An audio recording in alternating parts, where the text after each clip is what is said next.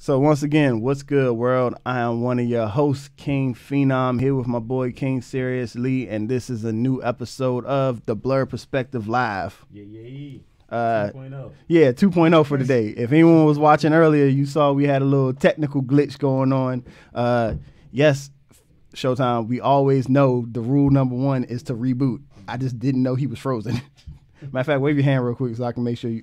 All right, we good. Cool. All right. So, man, what's been going on? Well, like I said earlier, I'm tired. Always tired. That's the number one thing in life. I'm always tired anyway. That can't be understated enough. Everything's been pretty regular week for me. Okay. Yeah, it's been regular. Yeah, for me, everything's been cool. I've been trying to catch up on shows, but I keep messing up, and I keep watching stupid stuff on Netflix I've already seen before instead of watching new stuff, and then I was like, oh, I'll catch up with the new stuff later. Oh yeah, what I was telling you earlier, I asked the chat, I was looking for a scary movie on Netflix, and I said to check out The Apostle. IGN gave it like an 8? Yeah, like an 8. That's pretty accurate. It was a pretty good movie. Like while I was the only downside, the only thing I have against it, and I'm not like this a huge movie critic, nitpicky and stuff like that. Like if I like it, I like it. If I don't, But so it was 2 hours and 10 minutes, and I'm not saying that you felt that through the whole movie, but it's just that because the environment they put you in. Mm-hmm. It's like this real creepy, everything's creepy. There's no sun. Everybody's pale. They're talking in they're speaking in this old ye English kind of thing. And it's 2 hours and 10 minutes of that. And it was just So would you classify it as a horror movie? Because I know some people say it had horror elements. Other people were like, it's more of a thriller. So I was just... Because I know you say you were specifically looking for a horror movie. Yeah. And the only reason I said the only reason I suggested it is because I kept seeing the word horror in there a lot. So I was like, all right, it must have some elements of horror to it. So no, it did. Even with the environment and the foreshadowing that horror movies do, it had everything built to be a horror movie. And then when it got to maybe the second. End of the second act, beginning of the third, once they fully kind of explain the story, then it went to thriller. Okay. And it was exciting. Don't get me wrong. When the thriller stepped it up, you felt it. You know what I'm saying? It was exciting, but it didn't scare me. I was more interested, what the hell is going on? So overall, I still suggested an entertaining movie. It just wasn't exactly the horror movie you expected it to be. Some stand-up or something. I had to laugh. You're for 2 hours, you're just in this creepy setting for 2 hours. I was like, all right, the sun was foreign to me. I was like, close those shades.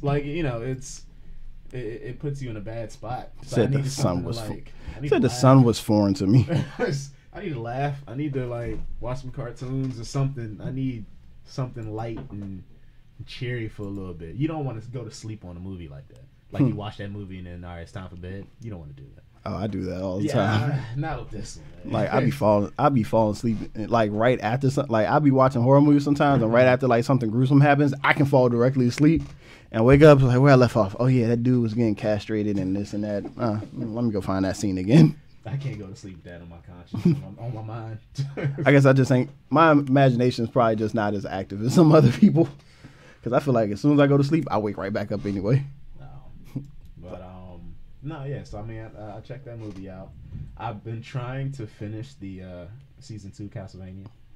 I keep falling asleep on it. So do I, and it's only 8 episodes, and that's what's so bad about it. Not that it's not good or boring or anything like that. It's just that I've been playing Red Dead Redemption a lot too, so it's taking up a lot of time. So I'm like, I'm falling asleep on Red Dead, and I'm falling asleep on Castlevania, not because they're not entertaining. I'm just very, very tired. How many times have you slammed into a tree on Red Dead? I haven't slammed into a tree, but I've run into other horses plenty of times and have been flown onto the ground. I hit a small boulder one time, and then I went headfirst into a bigger boulder that was behind it. So best believe on Red Dead, I get effed up a lot. I keep falling asleep, like literally on horseback, so pretty much behind the wheel, and I'd wake up like like colliding into something on that game sounds really bad. So like, you hear the horse, you hear the impact, you hear Arthur, he's in pain, and it's like, oh my god, what just happened? And like, I'm slammed into like a building or something like that because I fell asleep. I feel so bad for my horse sometimes because I be because it's a Rockstar game. Yeah, I get the controls mixed up with GTA. And so there's one time I did something and I like punched my horse like dead in the face. Like I'm staring directly in front of my horse and I don't know what I was trying to do, but all of a sudden I was like, oh, I didn't, and it started running away. I was like, wait, come back. I'm so sorry. That's how you break them. I was like, the snout. I was like, I didn't mean to do it, but yeah. Yeah, so I mean that's pretty much my day. Oh, real quick while we're on Red Dead, I know so far I'm still pretty early in the game. Yeah, I'm like 15% into the story mode. I think I'm like 30. Yeah, I haven't gotten a chance to play Red Dead a lot. Like I just did my second bounty where I had to catch the lady who was like the Black Widow. Yeah. She murdered me the first time. Hey, she killed me too. Yeah, I didn't know this. I didn't know she was gonna run at me with the knife. I don't know if I messed it up or what, but I guess when what up, Ronnie? When I hit that corner, I startled both of them, and I just threw the lasso to tie her up. So I cut into the conversation. Oh, I didn't even do that. And when I did that, he immediately pulled out his gun and started shooting me. The guy that was with him. Oh, so I started shooting him. Oh no! And she ran at me with the knife and killed me. Oh no! So what happened to me is I went down the path. I went down the wrong path, and so instead of going down the actual trail, I fell and slid like right in front of him. And she saw me. She was like, "It's a bounty hunter. They here for me." And then the dude was like, "I don't." Bounty hunter makes an entrance like that. And the dude was like, "I don't know, babe. Maybe we should just give ourselves up." She's like, "You little weakling." And she stabbed him in the neck with the knife. I was like, "Oh snap!" And then she ran at. I'm pulling out my gun, and while I'm pulling out my gun, she just ran at me and stabbed me in the heart. Like, what the? Just happened to me. Gets away after that. Second time that wasn't happening. So she killed me the first time. Second time I was like, nope, this ain't happening. As soon as she stabbed dude in the neck, I start running at her and I tackle her. Yeah, I waited. The second time I waited for them to have their whole conversation, and then I threw the lasso and tied her up. Yeah, I ran and I tackled her, and then I picked up dude's body, and I gave him what I deemed to be a proper burial in the Red Dead world. I just took him and dumped him in the river. I've done that to like 3 people so far because it was one person after you killed the legendary bear. Yeah, I ran into her horse had fallen or something like that and died, and so I was like, all right, I'll be nice, I'll give you a ride. I had the pelt on my back and on the back of my horse. She's like, there's no room for me. Are you gonna move that? I was like, man, I just killed this damn bear after it almost mauled me. She said that? Yeah, I was like, I'm not getting rid of this. So I turned around and I shot her. And then I looted her, and then I picked her up, and then I just dropped her in the river. Like, if you follow me on my PlayStation, on my Xbox King Phenom, and you go to my captures, there's literally a picture of me in the water, like in knee-deep water, and then you just see her body in the water like this. I don't like what Rockstar Games is turning you into, man. Turning me into? I was already this. I just know how to keep it in the digital world. Like the monsters made you. Nah, I keep it in the digital world. Showtime says he hogtied a witness and dropped his body near some coyotes. Jesus. God dang. What's the matter with y'all? Yeah, I did. I messed up one time because there was no river for me to dump the person in, so I had to dump them in the trees. And like while I'm dumping them in the trees, of course, 2 dudes come riding up on a horse. I was like, shit. I was like, boom, boom. I caught the first one. The second one, my first shot in the back didn't catch him, and then by the time I reloaded, I was like, oh man, it's like this is not good. Like I'm failing. The worst thing I've done is like I think I killed. It was like a small little campfire, and it was maybe about 4 O'Driscolls. Anybody who hasn't played the game yet, it's like a rival gang or whatever. They murdered me. 4 O'Driscolls, and I rode up on them. We had a gunfight, and afterwards they had a campfire. So afterwards, I picked up their bodies and I threw it all on the campfire. And like, ashes to ashes, dust to dust, and like walked off. Because my dude has like black everything, like black vest. He's like so my dude is dressed as a brawler, but he has a long black jacket. It's like long and a black cap, coat, vest, everything black hat. So he just walks off like. behind him, these bodies are just like burning on this pile of wood, and he just walks off so cool. And then I call my white horse, and we roll out. The horse, not the drug. Yeah, like Showtime said, the witnesses be popping up. They do, man. Like, literally, long road. I see no one in any direction. As soon as I pick up the body and I drop it, they like right behind me. Where did you come from? And it doesn't help that when you pick up like any like body, it leaves blood all up on. Blood trail on your shoulder, like. Yeah, I noticed that. Like when I be going into the river, and I was like, is this their blood that's trailing off into the river? It's like, dump it. Only thing about Red Dead, if you have a 4K TV or Xbox One X, Red Dead Redemption, it's okay, but like that blurriness when you motion blur. Yeah, you can turn that off, can't you? I had to change my TV settings because like on Red Dead, when I'm like moving, like I can just see like the outline of blur like all around my person. But other than that though, I like Red Dead. I'm like, I want to play it some more. I just haven't really gotten a chance to. I will say this. Take this off now. I think we don't have to stay on here too long. But I will say this. So I know there was a money glitch going around. That's what I heard. And I did it. I did the money glitch or whatever. He's just gonna admit to doing some shit. I Rockstar gonna find you and take all your money, dog. And I'm sorry, Rockstar, because I immediately regretted it. I was like, ew, this game isn't fun. It just isn't fun anymore. Because the whole game was like, it's a money grab. It's like you rob a train, you rob a bank. All this. See, I haven't gotten to that fun part yet. Like for me, the most money I got was just like the O'Driscoll cabin when I was looking for coal in the chimney, and when I went to rob, when I met up with some dude, with Hosea's dude in I forgot where that ranch was, but he wanted you to like steal his cousin's stagecoach. Oh yeah. And he had like 150 like hidden in his. I was like, oh, I see, the chimney is where the money is in this game, huh? It's like, if I'm stealing from your house, check that chimney. And then he realized it's a lie because it's not there all the time. I'm thinking that every time. Oh yeah, it's gotta be in the chimney. I guess it's not that easy. Nah. But I wouldn't recommend anybody else do that shit. It makes the game boring. It makes the game really dry after that. Because like, everything that you do, all the activities is so that you make money. Take my advice. For Red Dead Redemption 2, just go around killing people and looting their bodies.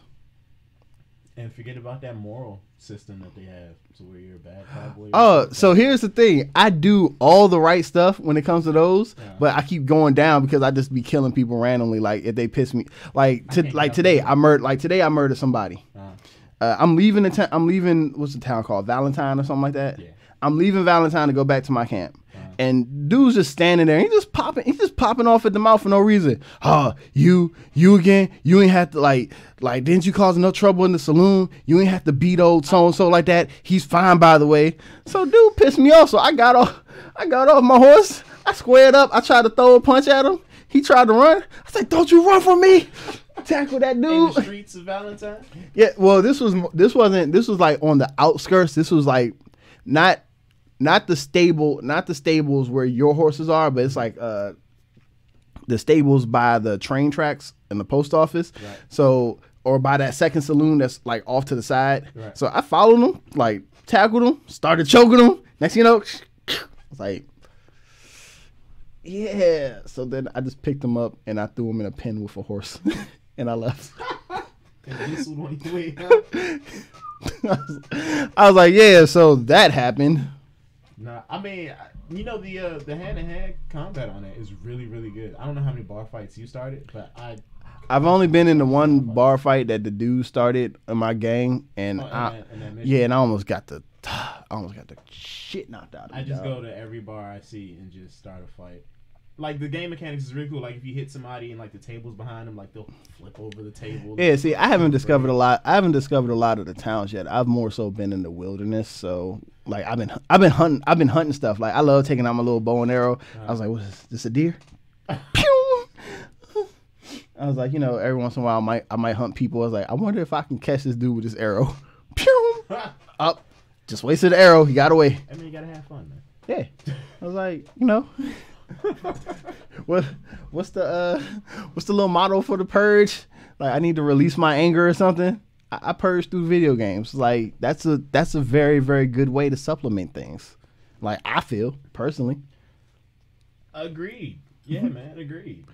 Man, Red Dead done took up like the first 15 minutes of this podcast. It did, because it's a good game. If you're a gamer, you should already have it. So yeah, it's only one other game that you know what I hate.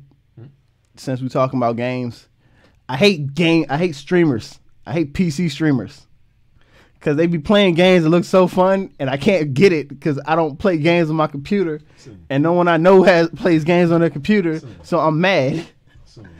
We'll get there. Because like right now, this weekend, it's this game that has a Discord beta called it's called Last Year, and so some of the people I watch on YouTube, H2O, Delirious, Cartoons, On Wrecker, Gorilla Fent, you know, I'm giving y'all a free shout out, so appreciate me. They've been playing it. I was like, yo, this game it looks stupid but it looks fun. The concept is it a 5-player? I think it's either a 5 or 6 player game. Mm-hmm. I think it's 5 players. So it's 5 students inside this rundown, old, decrepit looking high school, and these killers. So the 5 people the 5 regular players, you gotta choose what kind of player you want. You got like a medic, a tank, an assault, support, all that stuff. They can do different things. They can craft different weapons and things like that. Mm-hmm. And the one person who's the killer, you have to choose between these 3 type of killers. You have the slasher, the strangler, and the giant. Okay. And so the whole concept of this game right now is you're in the school. You got to find some gas, fill up this lift that's in the gym, to like you know like the little lift.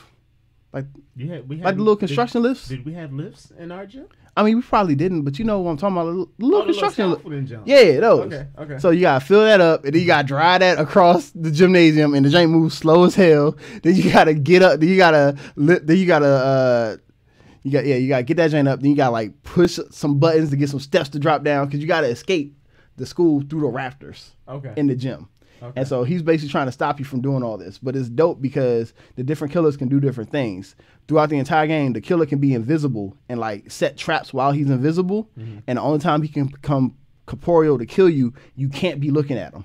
So it's like I can't like look at you right now and then just pop up and strangle you. Mm-hmm. Nah, I got like go around the corner where you can't see me and then just pop out of nowhere and catch it.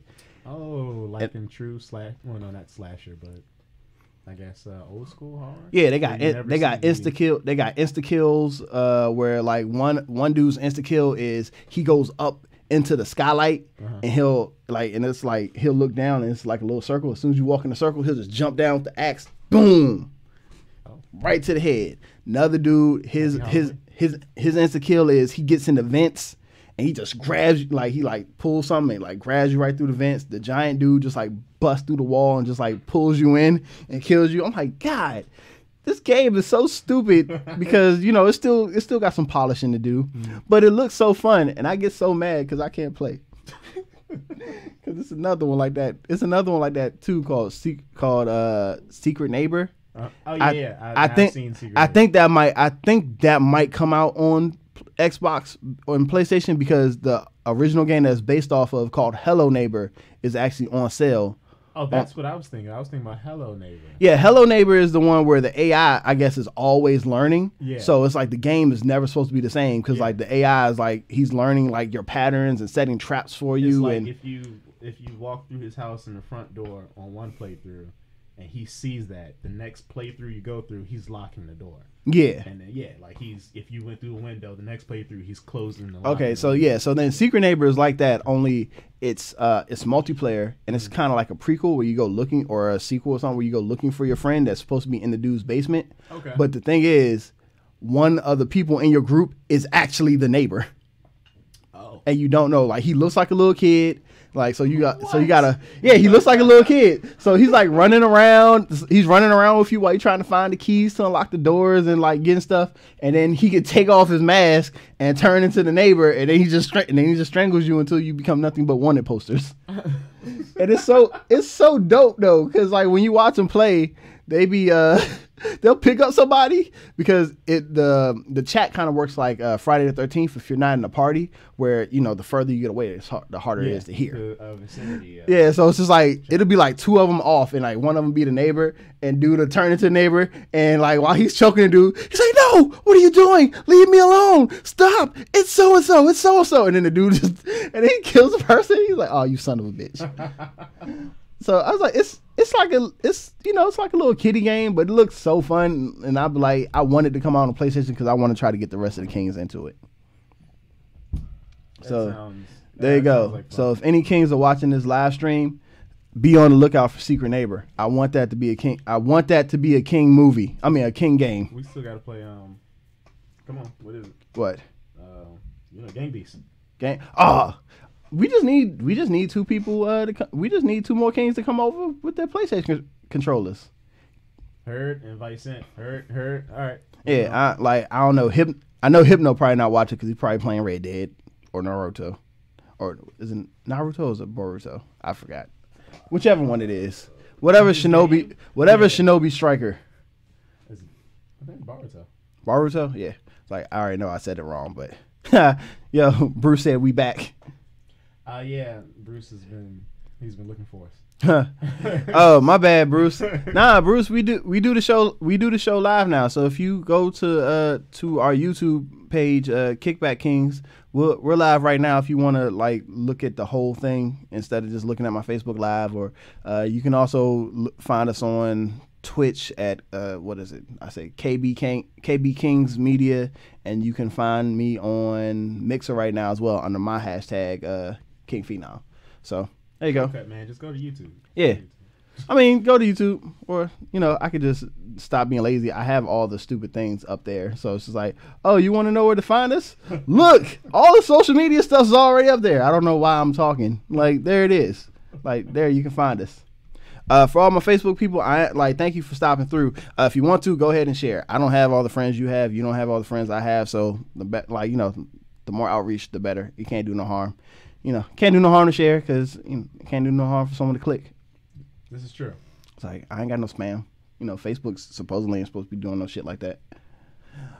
So should we actually get into a topic? Let's, because I know last week we was everywhere. Yeah. Last week we started off blurred, then we went into KBK with the current events and all that, and then we tried to end it on the blurred. That was like a 3-hour long show. I know we probably lost some people along the way. Like, what's this political shit? What are they talking about? Like, if we had the financial backing and we had like an editor or something for us, I'm like, look, when you put this on YouTube, put the timestamps in. He was like, hey, the political shit starts here. It's like, if you're done with the political shit, or if you don't want it, go here. I mean, it was good topics. It was politics, but it was. I mean, I feel like it showed that we're multifaceted. We're not just in one lane in particular. It's just I like talking about movies. I like talking about games and TV shows. So if I'm gonna do a podcast, might as well do what I like to do the most. Agreed. I mean that and start fights with Brown. It's always fun to start a fight with Brown. And I think that's how we really got into it. It's so. Like somebody said one thing about off topic. Oh yeah. And it was like. Yeah, I don't know if she realizes this yet, but a lot of the times I do it on purpose. And then it's just like, you're taking it so seriously. And in my head's like, no, I'm actually just putting on a face so that way it looks like I'm taking it serious because it's just fun. This girl into arguments. my wife tell you the same thing. It's like, you just want to argue for argument. Like, sometimes it's just fun. It's for argument's sake. It's like, hey, my Facebook page said it the best. I'm an asshole. I'm 63% asshole. I have a good heart, but I do have asshole-ish tendencies. But yeah, so let's get into an actual topic. I'm actually kind of excited about this one, or happy about this casting. Ewan McGregor as Black Mask for the Birds of Prey movie. Yeah. For those of you who don't know, the Birds of Prey movie is a DC movie in which, started by Margot Robbie, I would say, or inspired because Margot Robbie wanted to do it, who plays Harley Quinn in Suicide Squad. Mm-hmm. It's going to be her as Harley Quinn. You have Huntress, Black Canary. Is there anyone else they have in there? I think it's just the three of them as far as the heroes go. Because we already talked about it, how Journey, I can't never remember her last name, or I can never Smollett, I think might be from she's from the light skinned chick from Underground, and Denise from Full House. Oh yeah. From East Bite. Yeah, East Bite. That's I never say East Bite. I've seen Eve's Bayou like 4 or 5 times, but it's just like, if you ask me what makes her stick out more is I recently saw her on the TV show Underground. I remember her recently from The Great Debaters, you know. It's all Eve's Bayou for me. Other than that, I don't know who you're talking about. Oh yeah, so her and Ramona as Huntress. But yeah, so Ewan McGregor is going to be the main villain, Black Mask. I'm here for it. Black Mask, if you don't know, is pretty much just a gangster who just works. He's gotten like more and more popular as games and stories been going on. Like I went from a time where I never knew who Black Mask was till like now he's like. I didn't know who Black Mask was until when not as big as the Joker, of course. Oh no, I didn't learn who Black Mask was until it was one of 2 events. It was either Batman Under the Red Hood. One of the best DC animated movies. Go watch it if you haven't seen it. I'd say it's the best. Let me see.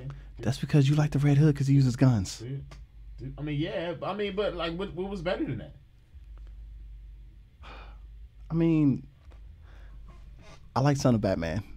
I like Son of Batman a lot. Better than Under the Red Hood? I like Son of Batman a lot. Is that the one? That was the one where they introduced Damian Wayne and he had to fight Deathstroke and whatnot. I really did like that one. Better than Under the Red Hood? Maybe like you know what? Sure. That's why I keep asking the question. No, you know what? You know what I can say is better. I'm gonna put it up against Justice League War. That was everything I needed. That was everything I needed a DC animated movie to be in. That's not fair. That was everything I needed in a Justice League movie that the real one couldn't get right. Yeah. No, I would say as a standalone Batman animated film, it'll probably be the #1 standalone Batman animated film. But even Batman versus Robin was kind of dope when he was fighting Talon and he was just like, "You break in my house, you come in my cave." He was like, "But worst of all, you mess with my son. I'm gonna enjoy kicking your ass." Spoiler alert, and he lost. Look, but that he got 5 solid punches after. But look, that was like. To get his ass but look, that was one of the first times where it wasn't Batman about to whoop some ass. It was Bruce Wayne. Bruce Wayne was just like, "You come in my house." He's like, "You try to take over my city." He's like, "You destroy my cave. But worst of all, you mess with my kid."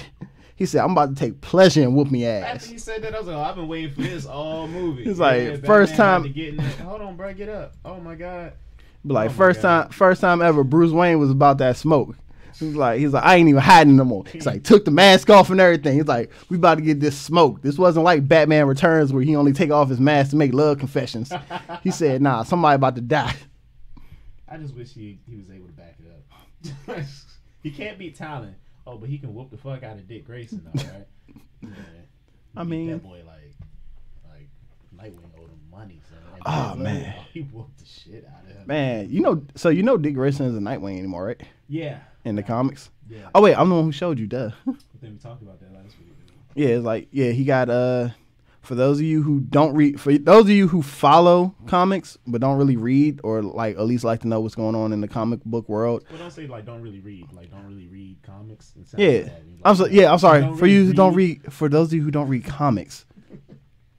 Yeah, so in Batman, I think like 51 or 52, Nightwing gets shot in the head by KGB Beast. And so we didn't know if he lived or died. So it turns out in Nightwing issue 50, we find out that Dick Grayson survived, but he has amnesia.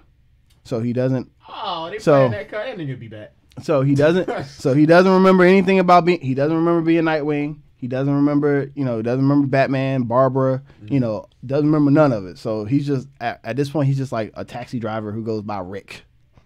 Okay. He'll be back. I don't know. Throughout the issue, they've been, Barbara's come to see him, and they're trying. There are people who try to get him to try to remember it, and he doesn't want to have anything to do with it. To be honest. Well, he's after a while, because the new new Batman, he really didn't. Yeah, because the new Nightwing is a Bloodhaven detective who finds his lair, and the only reason he finds his lair is because Dick actually goes down into the lair and he burns it, and he tries to burn everything, like all the suits and everything. He really didn't want to remember. He did not want to remember. Like, this does not look like Dick Grayson. Like, literally, stubble on the face, really short buzz cut, and you can see the bullet scar. There is nothing about this. Like when I saw the picture, I was like, who the hell is this dude? He doesn't even look vaguely familiar to what you think Dick Grayson would look like. Nah, I mean, like every amnesia-stricken person, a good solid thud to the head will bring it all back, and you're like, oh my god, I remember why. Well, I don't know how that's going to happen because he ain't a hero no more. So I'm pretty sure he's not trying to get knocked in the head. So they just gonna remove Dick Grayson like that? Yeah. True. Southeast, cool. What kind of retcon is this? Right. But yeah, man. So anyway, back to Black Mass. Like we went down the Batman rabbit hole. They picked a really good actor. Now, Ewan McGregor is probably one of my favorite actors of the. Okay, now because I'll say that too. Haven't seen a lot of his movies though. I feel like there's a lot of dramas that he's done. Just haven't seen. I liked him in Trainspotting. Okay. I liked him in The Island, even though I thought The Island wasn't that great of a movie. I liked him in The Island. From what I recall of The Island, I enjoyed it very much. He was the only redeeming thing ever in the Star Wars prequels to me. Come on, there was enough. I wasn't going to argue that, but there has to be another redeeming thing. It can't be the only one. Nah, that was pretty much it. There was nothing. I mean, that last the lightsaber duel, that was one of the best choreographed lightsaber duels you'll get. Yeah, but Ewan was in it, so I count that as him being. Okay. I mean, he even has the best line. He even has the. I'm sorry, you know what? Samuel L. Jackson sometimes was a little redeemable. Sometimes though, I didn't know how you feel. Like the way they took him out though, it was very disgraceful. Yeah, but nah, Ewan McGregor was dope in that. I mean, he has the best line in Star Wars. Is it you've done that yourself? No, that's one of them. That's one of them though. No, you turned her against me. You've done that yourself. That's my favorite line in the whole movie. I love Star Wars, but I'm sorry. The best thing to me is Ewan McGregor when he was "You are my brother. I loved you." The feels. Yeah, that's it. My man was just He had to cut. He cut his man in half, and he was just like, "You were the chosen one." I still gotta berate you. Yeah, it's it said you were supposed to destroy them, not join them.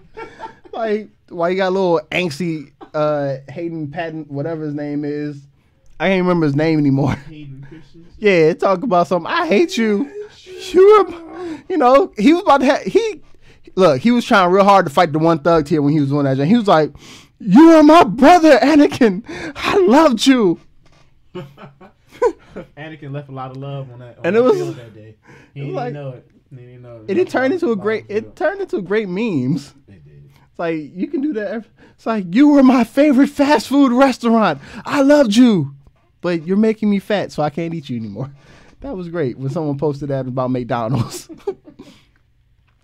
but yeah, it's he's a good actor. It's just and the fact that he's had a big body of work, but the fact of the matter is that I consider the stuff that he's done or the impact that he's had inside of the small movies that I've seen, his impact has been great, in my opinion. Yeah. He's one of those actors who's when he's in something, I normally remember that he's in something.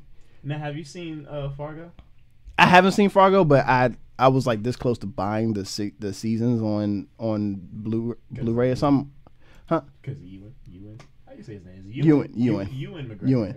That and because I heard it was a good show, and Chris Rock is supposed to be on it this season. He's supposed to play the head of a major crime family or something. Word. Yep. So that'll be. I mean, he already played the bad guy or some type of gangster on what's that joint called? That show that I don't watch no more because I feel like I'm just embarrassed of it sometimes. Empire. It's moving on. Yeah, I'm not one of those Empire people. Look, you go to Wikipedia. Ewan McGregor's filmography is so big, it has its own page. Yeah, now he's a big deal. Yeah, it's Have you seen Big Fish? I've always wanted to watch Big Fish. I've never seen Big Fish because Big Fish just seemed like something I didn't want to watch. Nah, it looks something fantastical. And I was like, oh, Ewan McGregor's in it. I just never got around to doing it. Yeah, I remember him in Haywire. I didn't watch Nanny McPhee, so I don't remember. I didn't watch Haywire. I didn't watch Nanny. Did you remember him? I remember him in Angels and Demons. I didn't even watch Angels and Demons from beginning to end, but I remember when he sets himself on fire. Oh yeah. I remember that. Yeah, so it's just Ewan McGregor. If you don't know him, you do know him. Yeah. That's all I gotta say. You don't know him, you know him. Yeah, I didn't even watch Moulin Rouge, and I remember he was in that. Yeah, that movie was great. I was. To be honest, I don't know how I got trapped into watching it because yes, I did get trapped into watching Moulin Rouge. Nah, I was like most musicals. I somehow get trapped. Oh, we should watch, and then I'm like, all right, but no, Moulin Rouge. I got tired of at that point I think I was tired of Nicole Kidman, so you couldn't sell me on a movie just based on the fact that she was in it. She looked great back then. Yeah. Only in that movie. I only acknowledge one musical as the musical, and that's Sweeney Todd, like the Demon Barber of Fleet Street. Up in his jank. R.I.P. Johnny Depp's career. Yep. Before they had to start feeding them lines into an earpiece. Like back when some little teenage kid was stalking his daughter the whole time. That was the creepiest part of that whole movie to me. Everything going on, the killing of the people, the make them into pies and feed them to people. Oh, yeah. The creepiest thing was that dude that was in love with Johnny Depp's daughter just walking around the streets during the middle of the night. Joanna. Like, what the fuck? And just magically finding her. Like, why? That's love, man. No, that's a stalker. That's what he was. He was a stalker. That's what love is. Saw her one time. Mixed into love is a little bit of stalker. Saw her one time, and he was just up in his joint like, Joanna, I love her. She's the love of my life. You ain't never just been love stricken before? Just you've never just like I want to marry this girl. You've never just been like love stricken? Like you probably don't mean it, but like you just, I don't even think he talked to her though. The boy was love. That's what it was. I've never been on. He was on a ship for I forgot how long. On a ship with nothing but men. Yeah, you know what I'm saying. So he get off, and the first chick that he sees, he's walked past people on the street, but like the first beautiful girl that he sees, he's like, yo, I love this chick. This is what a good life looks to me. So that's how love works. Seems like you just see him the first time. It's like, hey, I haven't seen someone like, you know what? I love this person. Wearing his shoes, man. Straight fresh off the boat. Nah, I ain't about that life. I can't. Like I at least could say if I fell for you in my lifetime, I at least got a chance to try to know you. I wasn't over here like I love you so much that I want to know you. It's I'm falling for you because I've gotten to know you. That man was her hero in that movie. Saved that girl. Luckily for her, she had a stalker that had some type of morals. She saved him from Snake. If he was the actual pirate, she would have been done. Like that joint would have ended in a word that rhymes that sounds like grape. Oh. Like he's just so happy to have some type of morals. So once he found her, I love you. What if she was like, I don't even know you. Come here. I mean, she like that could have ended so badly. She didn't even have Stockholm syndrome. She was just locked up. So she was like, yeah, I love him too. He's been on a boat this whole time, and then she's been locked in. She up in his like, I'm steady trying to find a reason to she's sitting on the windowsill to get out this house, and she sees the most handsome guy that she's seen. And she's like, I love him. She been locked up. Please let me out. He's what a good life looks to me. Like that's what so they was on it. It's like we'll be poor, but we'll be out of this house. It's like yeah, it's like we'll be like basically he walked up to her and just sang "Living on a Prayer," and she was like, "Okay, let's go." She was like, "Well, I mean, this is a nice crib, though. You sure you want to leave?" Like literally, he just quoted Bon Jovi, "Take my hand and we'll make it. I swear." So he's like, "It's your life and it's now or never." Hey man, you gotta make a move, man. That's what love looks like. Man. Whatever. Pump that. It's like giving in the stalkers. I mean, what did Will Smith say to Jada? You see that clip? Yeah, Will Smith ain't no better. Love is a ball, and in this ball is like a little bit of creepiness, like a little bit of stalker. Like, no, let's say it for what it really is. If you think the person is attractive, or if you're in a situation where you think this person can be a hero to you, you are willing to accept things to where if the circumstances were different, you would not accept it. If Will Smith was some ugly dude that tried to talk to Jada, or if he was some ugly dude that was friends with Jada, and then one day after you get a divorce, hey, You seen anybody? No. You seeing me now. That would not have worked. That's so realistic what you're saying, and we have no female perspective here. We don't, but for the most part, that is realistic so true. That might be the case in 2018. Yeah, like, look, but I acknowledge then, whenever they did that shit in the late I acknowledge 80s, the early double 90s, standards whenever exist. That shit went down, it would have worked. I acknowledge the double standards exist between men and women, but I will also acknowledge the double standards do exist between what is deemed pretty and what is deemed unattractive. That's what it comes down to. Dudes will get away. What did you say, Showtime? He said the same thing. Yeah. Like, dude, like, there's stuff Drake can get away with texting old 14-year-old 11 from Stranger Things. He like, oh, he just texted me to see how my day is, and he's giving me advice on boys or whatnot. It's like, and everybody's all up. Where the hell are your parents? Yeah, and no, like for like 2 seconds, people just like, oh, Drake a little creep. But then you know what? All of a sudden, he's just being like, he's just trying to be helpful and trying. Like he's grooming is what he's doing. But let it be some old ugly dude that's not famous to be like, oh yeah, it's this guy, like, oh yeah, it's this guy that I met, you know, on set. Like, let it be like the boom handler or something. Oh yeah, no, he texts me and we say hi and we talk about, nope, you fired. Number one, you get like her parents are getting a restraining order. You are not a sex offender. Pretty much. You getting put on all types of lists. It's like, all I did was say hi. Nope. It's like they were busting down your door and arresting you. Oh. So yeah, it's like, no, Will Smith lucked out that he's a celebrity and that he's a good looking man. Like, I can admit that he's a good looking man. But they were both adults. They're both consenting so adults. it was a very exaggerated pickup line that just so happened to work. Yeah, I was just like, come on, man. Like, really use that. I was like, I mean, if I had the money, I'd use that. But yeah, if I had the means, like, I'd use that pickup line. Yeah, like I couldn't get away with that. I can't just walk into a chick. I don't care how long she's been locked up in the house and want to get out. I guarantee if I tried to be like, I'm here to save you or I can take you away from all this, she probably follow me, and then as soon as someone good looking she deems better good looking come around, she gone. When the last time somebody sung your name? That makes a difference. No, that's somebody sung your name. That does not make a difference. He's like, hey, thanks for the directions. What's your name? Joanna. Joanna. No. I love you, Joe. Like, that did something to that. No, and also he could because he could hold a little bit of a note. If he's up in that Jane, Joanna, I feel you. Nah, we ain't going. And I'm sorry for anyone listening whose ears I just hurt. He was fresh off the boat. Gotta warm up the vocals first. That actually hurt. But nah, man, bump that. But well, since we were speaking of Will Smith, or since you brought up Will Smith, how excited are you that Bad Boys 3 is now, I guess, in production? Like, super fucking excited, and I don't know why they keep taking so long in between movies. I don't know. At first they were like Lethal Weapon. Now both of them just gonna be like Black Lethal Weapon 4. Or they just both of them. I'm getting too old for this shit. That's what it's gonna come down to. They're not gonna be able to be doing the older they got, the less stunts that they were doing in the Bad Boy movies. Like, it got funnier. Like Bad Boys 2.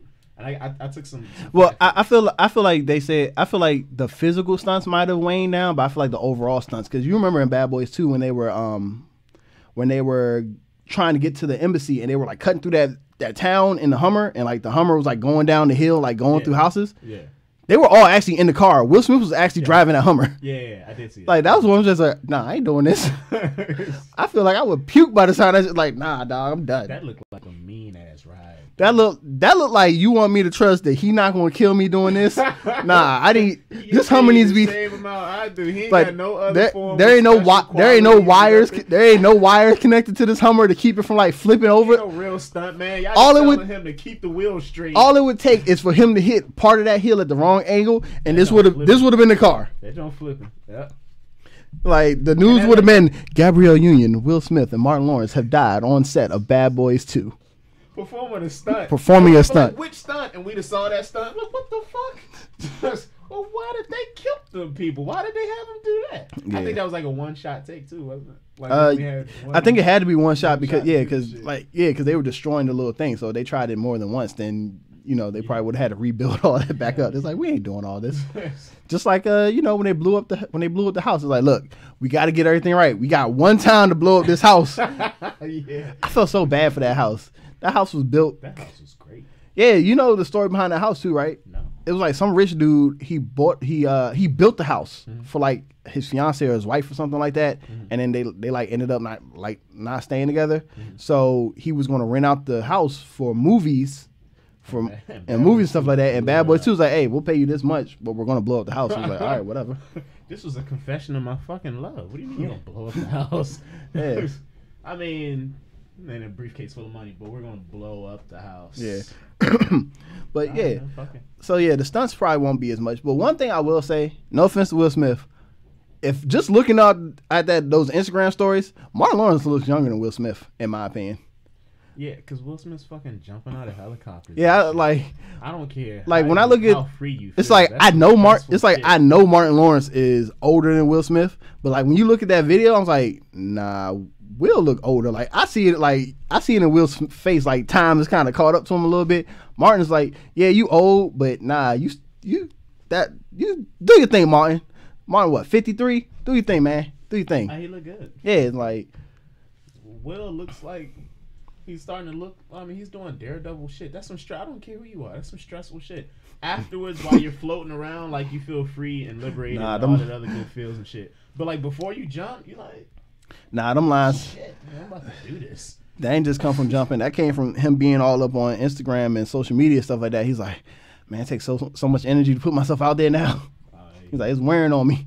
Martin be up in that joint. Martin be up in the cut. Every once in a while you see him on Instagram. Yeah, here's my follower today, or here's a question of the day. Thank you for the question. I appreciate y'all. I love y'all.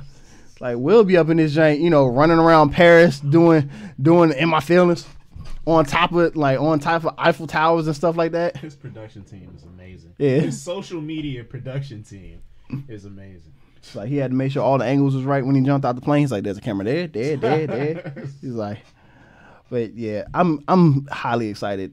Bad Boys is definitely in my top 10 of my favorite action movies. It's going to be good. Which one is your favorite? Because I caught flack for saying that Bad Boys 2 was my favorite Bad Boys.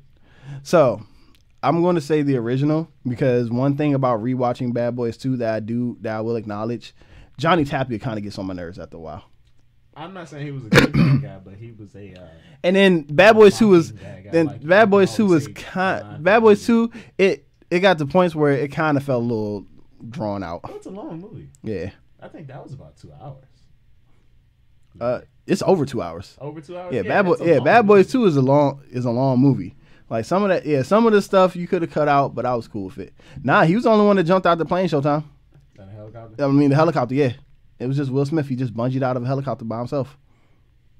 Showtime saying like he got like alternate facts or something. Like something. I mean, nah. Some YouTubers and they jumped first. But he was the only one that recorded his shit. Or did I watched it because it was a charity thing he was doing for his birthday. I watched the whole thing. He was in. Phenom said he watched that shit. It's like I don't know. Hey, like if somebody jumped before, because I saw when he was on the ground talking to Alfonso Ribeiro and whatnot. Maybe people jumped out beforehand, but like when he on the ground, it doesn't count. But when he jumped, I would say when he jumped, no one else jumped out that helicopter when he jumped. Hey, look, I don't know. I know you. Oh, he said he was the only one that was live, so maybe I didn't. Live? Yeah, when I was looking at the live video, all I saw was him on the ground talking. And I saw when he was on the helicopter, because I went to like 3 different YouTube channels because they had different views on each one. So I'm like, so like you see like from the ground, you see Jaden and Willow and all that. Then you see up like over top of the helicopter. Then you see one Jane where someone like all up in his face like this. That wasn't. He said he gonna find the video. That's right, man. You gotta prove it now. That was. I mean, I didn't see any of that. I don't know what I was doing that day. I just didn't. I was at work and I was just like, hey, it's Will Smith's birthday. He's jumping out of a plane. He lived a calm life. He jumped by himself, but another guy went before he did. Oh, I didn't see. Man. I didn't see that. They all just words until you show the proof, man. I mean, he might be right. Yeah, like I might have been. Phenom on this one because Phenom is hardly wrong on this show. I don't know if you pay attention. I mean, like I said, he might be right. Like he might have seen a different camera angle. I might have been on a different camera angle at the time. I might have been watching when Alfonso was interviewing Willow and Jada and them. Yeah. Like, look, like, because it must not have been important because they probably wasn't looking up. They was probably just talking. It's like, yeah, so Carlton, right? I know he more so jumped out of a helicopter, but like one of the best like adventures I've seen like that. It was when these people were skydiving. You've probably seen the video. I probably posted it before. But when those two planes collided in midair and all the jumpers had to jump out the plane. God no, I didn't see that. Oh, I gotta find the video and show it to you. No, yeah. So like all the jumpers in the plane. I've only seen 2 skydiving videos. That is Mighty Morphin Power Rangers, the movie at the very beginning, and that was Wesley Snipes in Drop Zone. Drop Zone. Oh, you didn't see Charlie Sheen one? I can't remember what it's called. There might have been one in Charlie's Angels too. I forgot about that. Look, all I know is there was 2 planes in the air and all the jumpers were in it, and for some reason I don't know why, but like the planes just kind of hit each other midair. And people was already kind of like hanging off of the plane. Like one guy was hanging off of like the wing. He was ready to let go and jump. But then he saw the plane and he's like, yo, oh. And the plane kind of like smushed him a little bit. And when the plane let go or like released a little bit, he jumped off. And then everybody in the plane was like, go. And everybody jumped out the plane. And then they, like on the way down, they took the camera and looked back at the plane. And the bitches blew up in the air, dog. And then they showed everybody on the ground. Hopefully the pilots got out. I hope so. When you see some shit like that, I hope you got to be like the first one out, really. Yeah, pilot. Yeah, I pray that the pilots got out, and I pray that no debris hit anybody. Nah, everybody was like safe. Like when they got to the drop zone, because it was ready. Everybody was ready to jump out anyway, because that was their mark. But it's just like the planes just collided, and blew up in the air, and that shit was crazy. Wow, that is crazy. It was exciting shit I've ever seen, like on camera. Oh, dope. For anyone watching on Facebook Live trying to figure out where that extra voice is coming from, that's coming from my boy King Sirius. We are streaming our podcast, The Blur Perspective, live right now on YouTube. If you want to catch us, go ahead and go to youtube.com and search for Kickback Kings with a Z. There, little plug. What we got next? This is a quick hit. I don't even know why I put it as a main thing, but I like both of these movies, so I just had to give them props. Yeah, they said, so November, we got some movies dropping around Thanksgiving, Wreck-It Ralph 2 and Creed 2. I like both those. I didn't see the first Wreck-It Ralph. Oh, Wreck-It Ralph was dope, dog. It really, as a gamer, you would like it because it's so many gaming references. Wreck-It Ralph. I mean, I've never heard a bad thing about it. Yeah, it was. Yeah, I'm interested in seeing it, but they're both estimated to open bigger than the original. So I feel like it's kind of props, especially for Creed. Let's keep expectations at the bare bottom so that we don't get disappointed. Well, no, I'm saying like for a Disney animated movie, a sequel being projected to do better, that's not really unheard of. True. But like Toy Creed. Story is Disney? Yeah, Toy Story is Disney. Toy Story is Disney Pixar. But yeah, so for like a sports movie, something like that, that's actually kind of surprising. Yeah. I mean, I like the first Creed, and then I'm definitely looking forward to the second Creed. Sports movies. You hear that, really? Joe Budden from the Joe Budden podcast? There are people who want to see Creed. I'm sorry, I took offense to that when they said ain't nobody trying to catch chance he was looking at this. What the fuck about this podcast? Like, I don't care. Joe talks. I don't fuck about these guys. I don't care. Who the fuck are they? Like, this is one Virgo talking to another Virgo. I'm gonna tag him on Twitter. Tell him I want all the smoke when it comes to Creed. I be listening to this podcast sometimes. Like I just feel like I just wish I could interject sometimes. Like no, y'all not even stating all the facts. Get the facts right. You are wrong. And then y'all don't even come back and correct the facts that y'all ain't got right. Look up. We helicopter bungee jump with Will Smith. That's a lot to look up. All right, that's a lot of typing. All right, well I got you. But anyway, yeah. So, but no, I feel like that's actually pretty good. A lot of movies can't. A lot of movies nowadays, especially sequels, they do have a hard time outperforming the original, unless you just come in with like some major hype. So, in my opinion, that's good on both those films. I just wanted to, throw a little light on that right now, or I could. But other than that, bump. He's over here just looking up. We jumped out of the plane with Will Smith. Right? That's a terrible title. Done by Yes Theory. Oh, the YouTube video. I was on the internet. I was going to say, just post the link. Right? Technology. Well, while you do that, oh, you know what? Since we were talking about Ewan McGregor and the Birds of Prey movie, we should have just talked about how they said this is going to be a rated R movie. Which is dope. Like, I feel like the fact that I'm not doing this scene. That title was too long. the fact that okay, there was other people. I'm not even gonna watch the video. All right. Yeah, like the fact that DC is more so, I would say DC is more so the family friendly comic line. Think so? Yeah. No. I think so. I think so. They're always trying to go dark. And I feel like they try to go dark and edgy, but I feel like Marvel does a better job in their comics. That the animated movies do way better. Only reason I say that is because when you think of like certain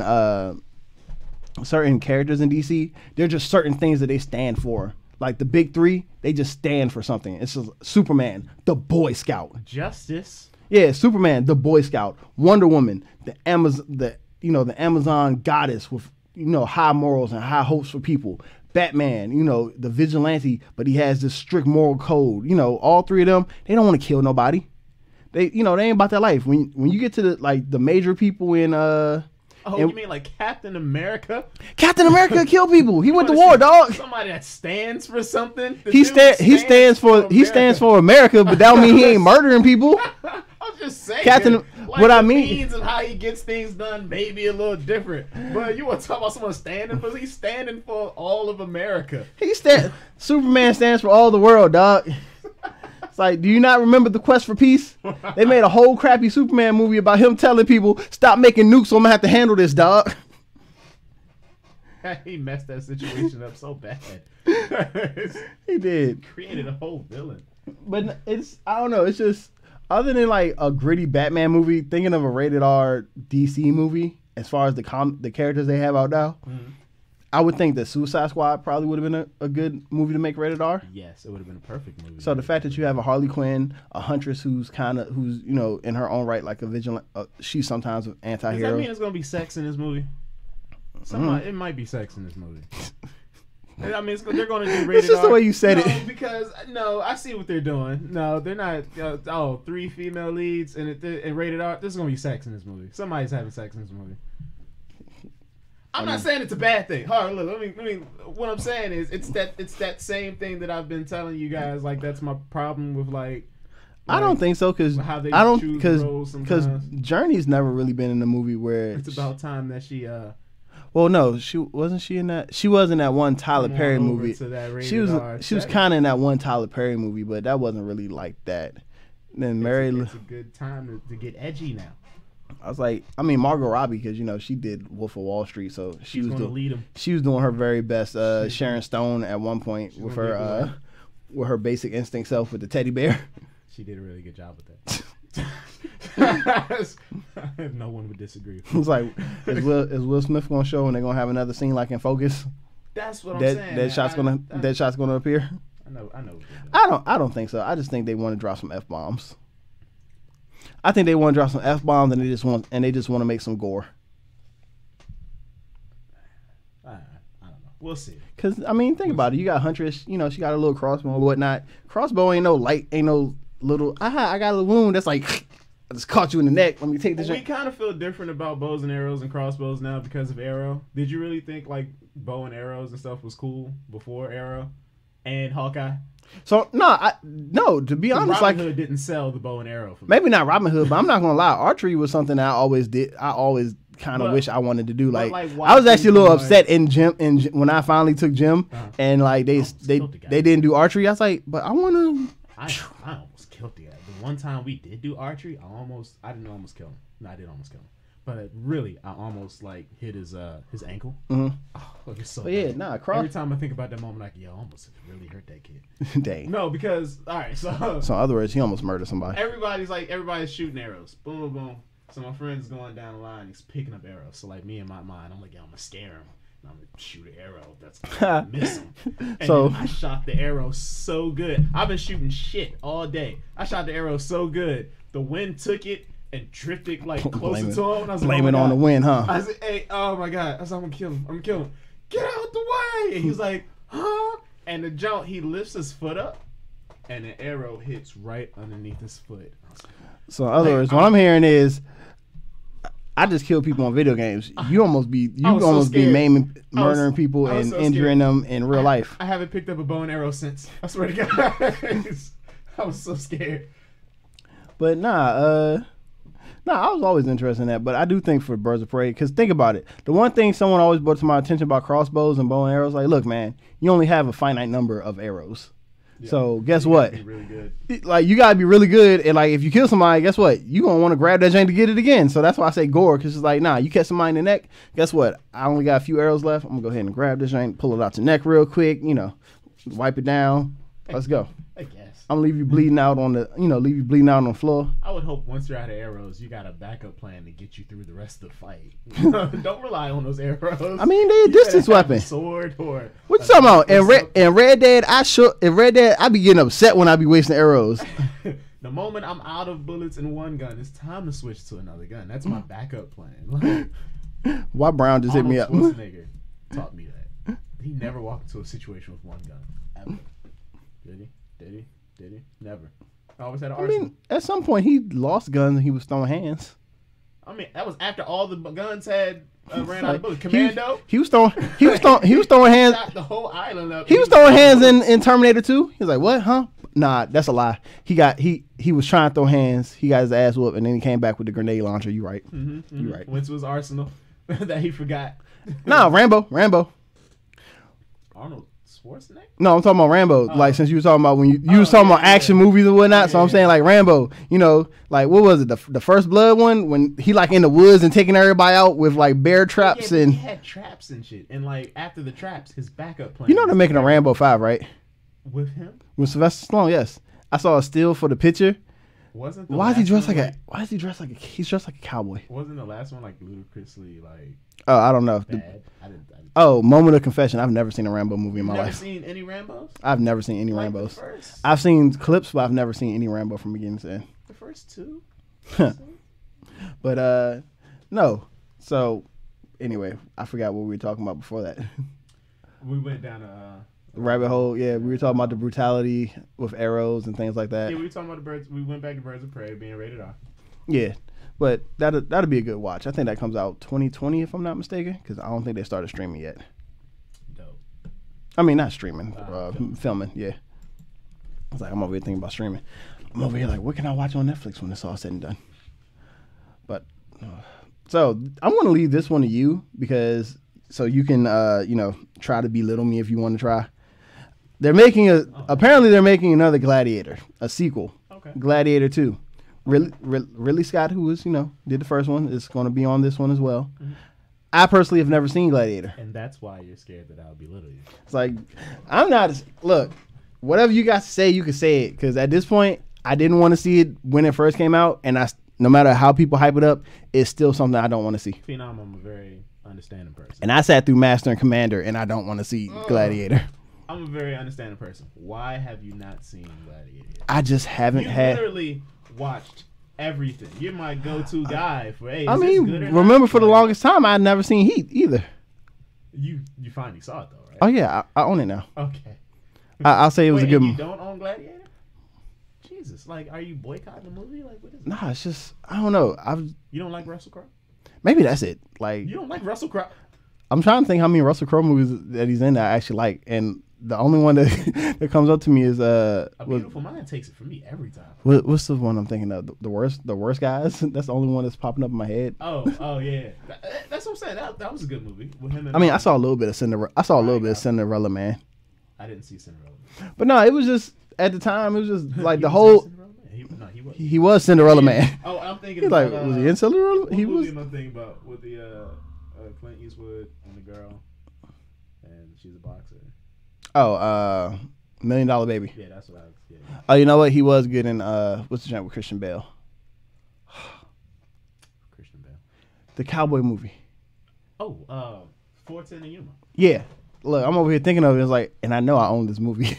That's what I'm saying. He has more missing. Maybe There's just a movie where he broke his wife out of jail. I can't remember what it's called. That movie. The Next 3 Days. Yeah, that's Never the seen Next 3 it. Days. You know what I'm Never seen it. That's what I'm saying. Like that's like a weird gift that you had. Oh no, like he's been like really good in everything that I've seen him in, and to me it started with Gladiator. And I was you know what? Maybe because back then I wasn't really into like the whole Gladiator thing, so it just didn't appeal to me. Like, and now but you have a penchant for like really good plot. And now it's like, I'm more so into Gladiators thanks to Spartacus. But I'm just like, you ain't gonna go as hard as Spartacus goes. But you don't know. No, it doesn't. But you don't know. They castrated the man and crucified him on Spartacus. They did something similar. No, they showed it on Spartacus. Spartacus is brutal and mean and bloody and awesome. And I'm mad they stopped making that show. They showed a castration. All right, that's pretty bad. You know, they didn't show like the whole body. They just kind of like showed the part and then the castration. Until 2 years ago, what's the matter with you all? Who's? I mean, so to be honest about Heat, it's a good movie, but it's a little overhyped in my opinion. It's the best. Like, it's a little over. Movie It's a little over. Then I guess it just didn't age well. Then, like I can watch it again, but it didn't age all that well. It's the best bank heist movie that you're going to come across. Hey, what's a good heist movie? Heat. There's no other heist movie that comes before Heat. You can't even think of another heist movie. I mean, I can think of plenty of heist movies that I would watch before Heat. No, but that are better than Heat. You might watch them. You might prefer I was to like, watch them. But like, you tell me like the Italian Job's on. I'll watch the Italian Job. You tell me that. But if both of them on, you're going to watch the Italian Job over Heat. I'm definitely watching the Italian Job over Heat. Oh, man. I'm definitely that guy. It's like, cause after a while, I was like, all right, some of this stuff is just, you know what it is? It's the length. A lot of it is unnecessary. It is long. Like everything going on between Al Pacino and his wife in that movie, I didn't need it. Like that whole having the dude like, nah, sit down. Like, nah, eat whatever my wife's making. It's like, this is fine. But you watch my TV. It's like, that's what makes it great. I was like, man, if you don't murder this dude and be on your way. I'm thinking about the same movie. I'm sure it's the same scene, I think. But he comes in and he's like asking, what's he asking? Like why do you do it, or like why do you love her, or something like that? And he's like, because she's got a great ass. Like, and he's like that big Al Pacino flair, and it's just like perfect. Nah, bump that. I come home and you introduce me to the dude that you just had a one night stand with because you need attention. I'm murdering him. It's not even his fault. Why'd you do it? It's because you got a great ass. Like, I would have been scared. Like, I'm murdering him in front of her. I was like, I want you to know this is entirely your fault. I know he's not to blame. I just want you to live with this for the rest of your life. Like, your actions have consequences. It's like, ladies, matter of fact, public service announcement. Ladies, gentlemen, if you're in a relationship and you feel like the connection's gone and you just don't want to put up with it anymore, in the relationship, divorce, separation, whatever, just don't go out and cheat. It's not better than Heat. With 50 and Ice Cube, son. It's not. Nah, not Den of Thieves. Yeah, I'm sorry. To me, in all honesty, to me, I feel like that movie is greatly overhyped. Like, it's a good movie, but people are putting it up. But the way people was putting it up there, I ain't gonna say it's a great movie. I ain't gonna say it's an astounding movie. I'm gonna say it's a good movie. I mean, it was kind of dope though when dude went to go visit. Went to take 50's daughter out to the prom, and like, come on, let me talk to you.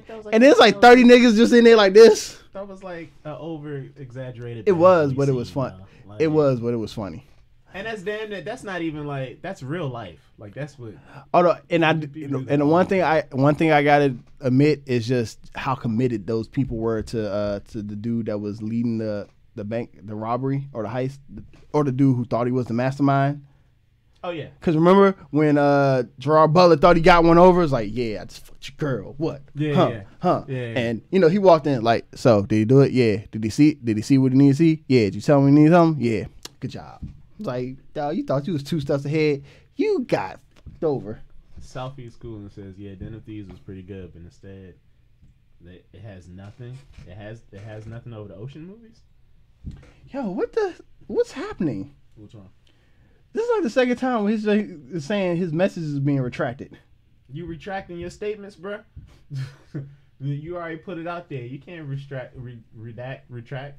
take away. I mean, the Ocean's movies were overall good because of the plot, whatnot. But I feel like Heat. So I feel like Heat was more so about the execution, and the Ocean's movies were more so about the preparation and execution. You want to talk about fucking up the execution? Wow. I don't know if the cops are just really good or at one point they just got real sloppy. Nah, you want to talk about messing up the execution? Talk about Baby Driver. I didn't finish Baby Driver. Oh, you didn't? No. Oh, that was a good movie, man. Is that like a top heist movie? I wouldn't say a top heist movie because like the heist isn't like the main thing about it around it. But I will say in my opinion, it was a dope movie. It had a good soundtrack. If you can, a lot of people don't like Kevin Spacey right now, but if you can stand the fact that Kevin Spacey's in it, it's still a good movie in my opinion. Even though Brown says she doesn't want to watch it because the dude that plays Baby's face looks like a potato. That's the reason I say sometimes her reasons for not watching movies are just petty. She look like the dude from Mask. Yeah, I was like, come on, man. Sometimes you're just a little petty. But nah, like it's a good. Really go back and finish that movie. What, Baby Driver? Yeah, because I started it. It's definitely a good watch. I mean, I think they were going to do a sequel. Oh, okay. So I mean, that should let you. It made a lot of money, and I think that was because that was written and directed by the dude who did Shaun of the Dead, The Heat, and World's End. All pretty good movies. Yeah, so I think this was like his first like major like American movie. Okay. So like it did him right because originally he was supposed to do Ant-Man originally, but he was just like, nah, Marvel's a little bit too into this. They not giving me the creative freedom I want, so I'm gonna go ahead and do my own thing. Mm-hmm. It's hard to give you creative freedom when, hey, we kind of got a nice little script set here. Yeah, you don't want to deviate too far from what's going on. Until the Negroes came out. Once Black Panther came out, hey Ryan, come back. Yeah, go ahead, do what you gonna do. You straight, you got this. It's like they wasn't thinking much of Ant-Man. They was like, Black Panther? Nah, we about to get all the Negroes with this one. Going back to watch the movie over 3 times? 3.5. 3.5 times? Or I'll say 3. I say 3.25. I went one time. Because I had to leave one time because my mother's like, my basement flooded. I was like, all right, I'm coming to help you. Like literally, they had just gotten to the waterfall scene. I mean, I don't know, Mom. I'm on my third watch. This was my second watch. This was my third watch. Because I seen it once by myself, and then I took my wife to go see it, and then I had to leave the one time, and then I saw it again since I had to leave the other time. Mm-hmm. Look, there was no way that I wasn't going to be a part of this movie. I'm just trying to make history. It was a movement, and you did good.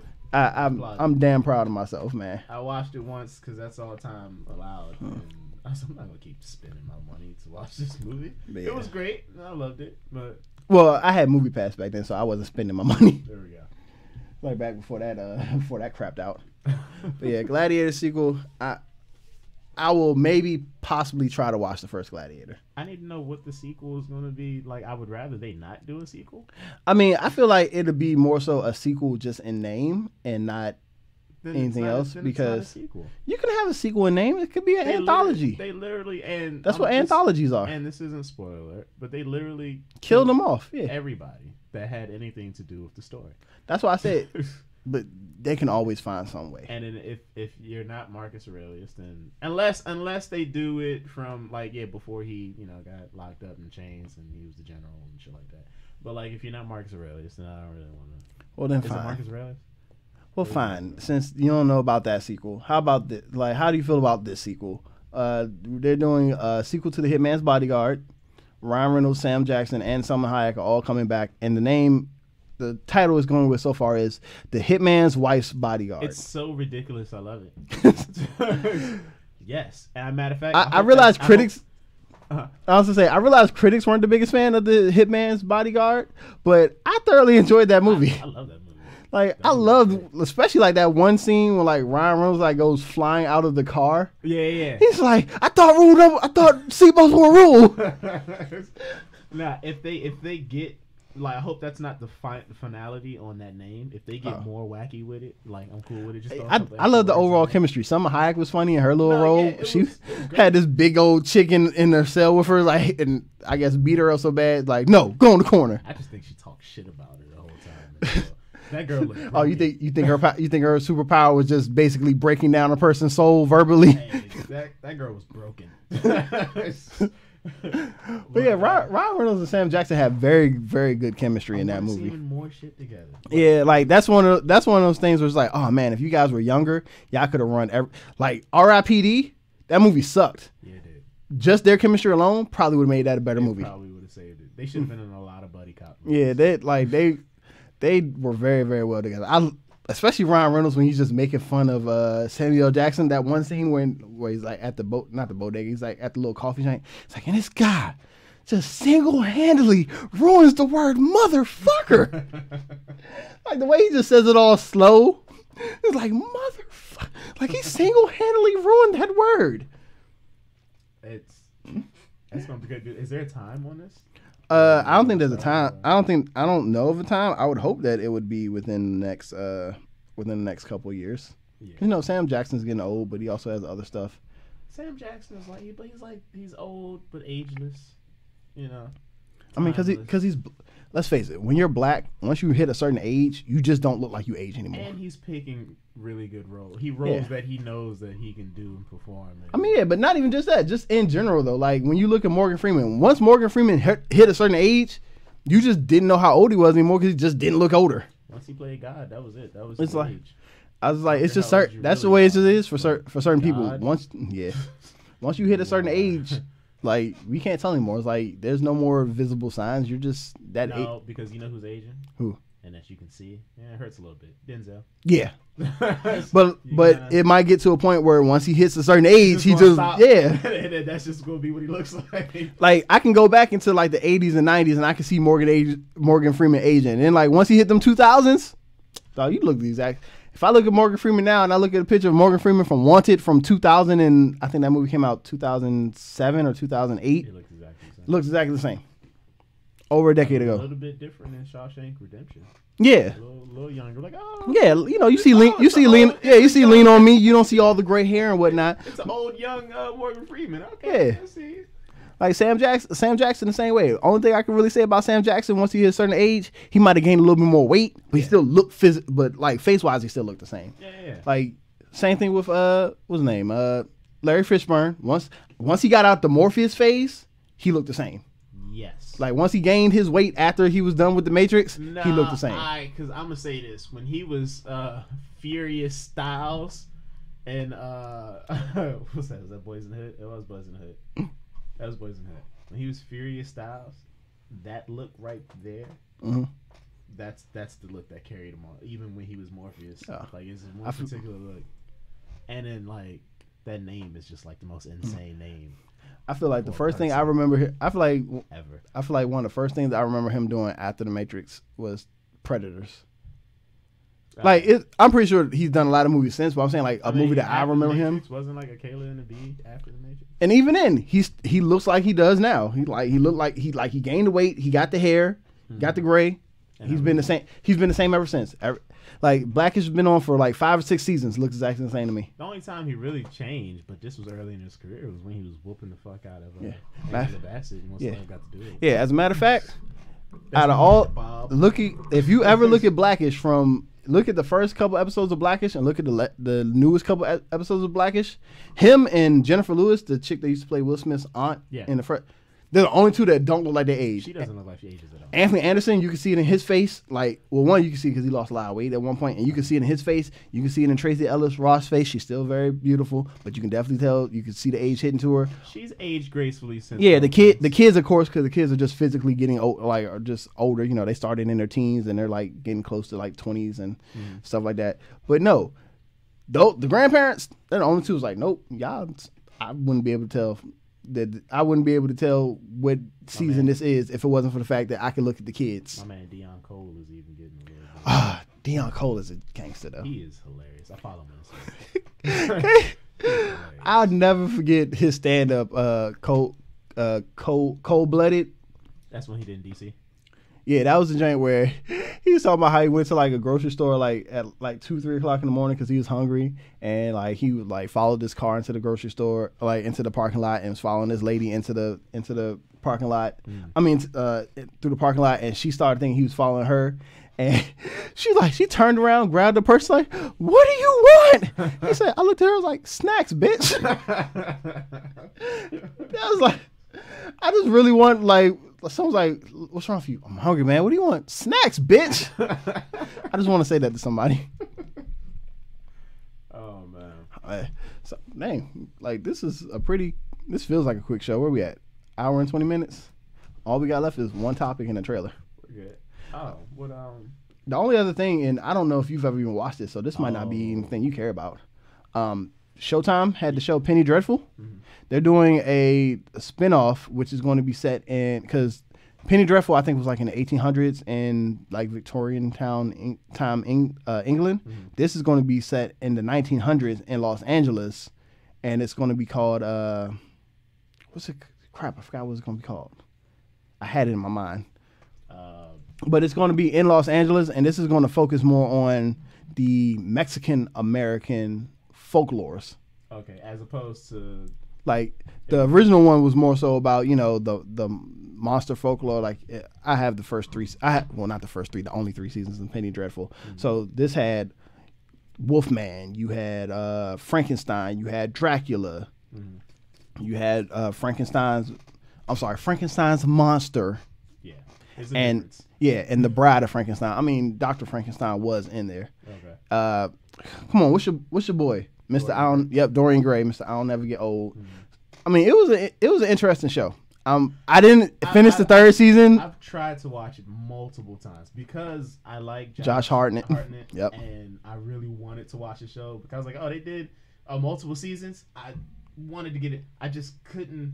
And nothing grabbed me. Even Dorian, you know how much that particular like folklore, I love that story. And I was like, I can't even watch until they get up to meet him. Like, I like Penny Dreadful, but it's one of those things where it starts off really slow. It's it's the same thing with any show that's basically not on one of the major networks like Fox, ABC, stuff like that. The one thing I feel like they all suffer from is slow burns. Yeah. And sometimes those burns are so slow that you're not, like, when Penny Dreadful was getting in it, I was liking it. But then it got to points was like, I just don't want to sit through the slow burn. That's the same thing with The Walking Dead. People like, you know, Hypno and Nightmare, they're like, oh man, this season they're like, this is so good. Fear the Walking Dead is so good. I was like, nah man, it's just too much slow burn to get to the payoff. Dude, I stopped The Walking Dead not even when the prison fell. I watched past that. I got all the way up to when I stopped The Walking to when the Tyrese when Tyrese died. I was about to say I watched and I stopped, and I was like, yo, I can't keep doing this with this. Did I watch did I see when Tyrese died? Was Tyrese the one? Did he die in the room? He died. He got bit in the room. And he stayed there and he was hallucinating and stuff like that? Okay, then I did see that. They was trying to, I don't even know where they was going for help, but he was in the car. Okay, so then I did see that. That was the first episode of that particular season. I don't know what season it was, but it was the first episode, and I was like, I can't do yeah, that's after they got captured and they were like being held inside like a little train, like a abandoned train or something like that. I think that was like season 6. I was like, I can't do this. So yeah, I stopped after season 6. Only reason I saw... It was just like no hope. Yeah, only thing I saw after that was I saw when they finally introduced Negan, and it wasn't even because it was Negan, even though I read the comics and I was interested to see Negan. Uncle Negan. For me, it was more so because I wanted to see Jeffrey Dean Morgan, because Jeffrey Dean Morgan is a man in my eyes. Yeah, I like him too. I was like the original OG, the original Winchester from Supernatural, John Winchester, like saving people, hunting things. About that show too. Taught this boy.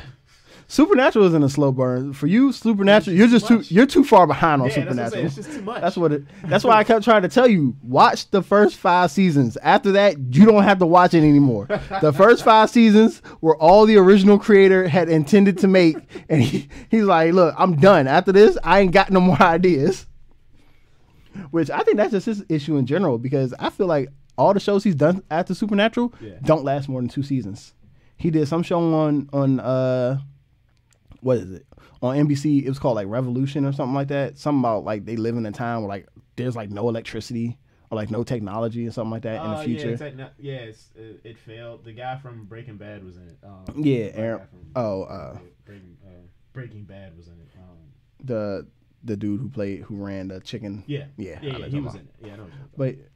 But yeah, so that, and then he had another show that just got canceled called Timeless.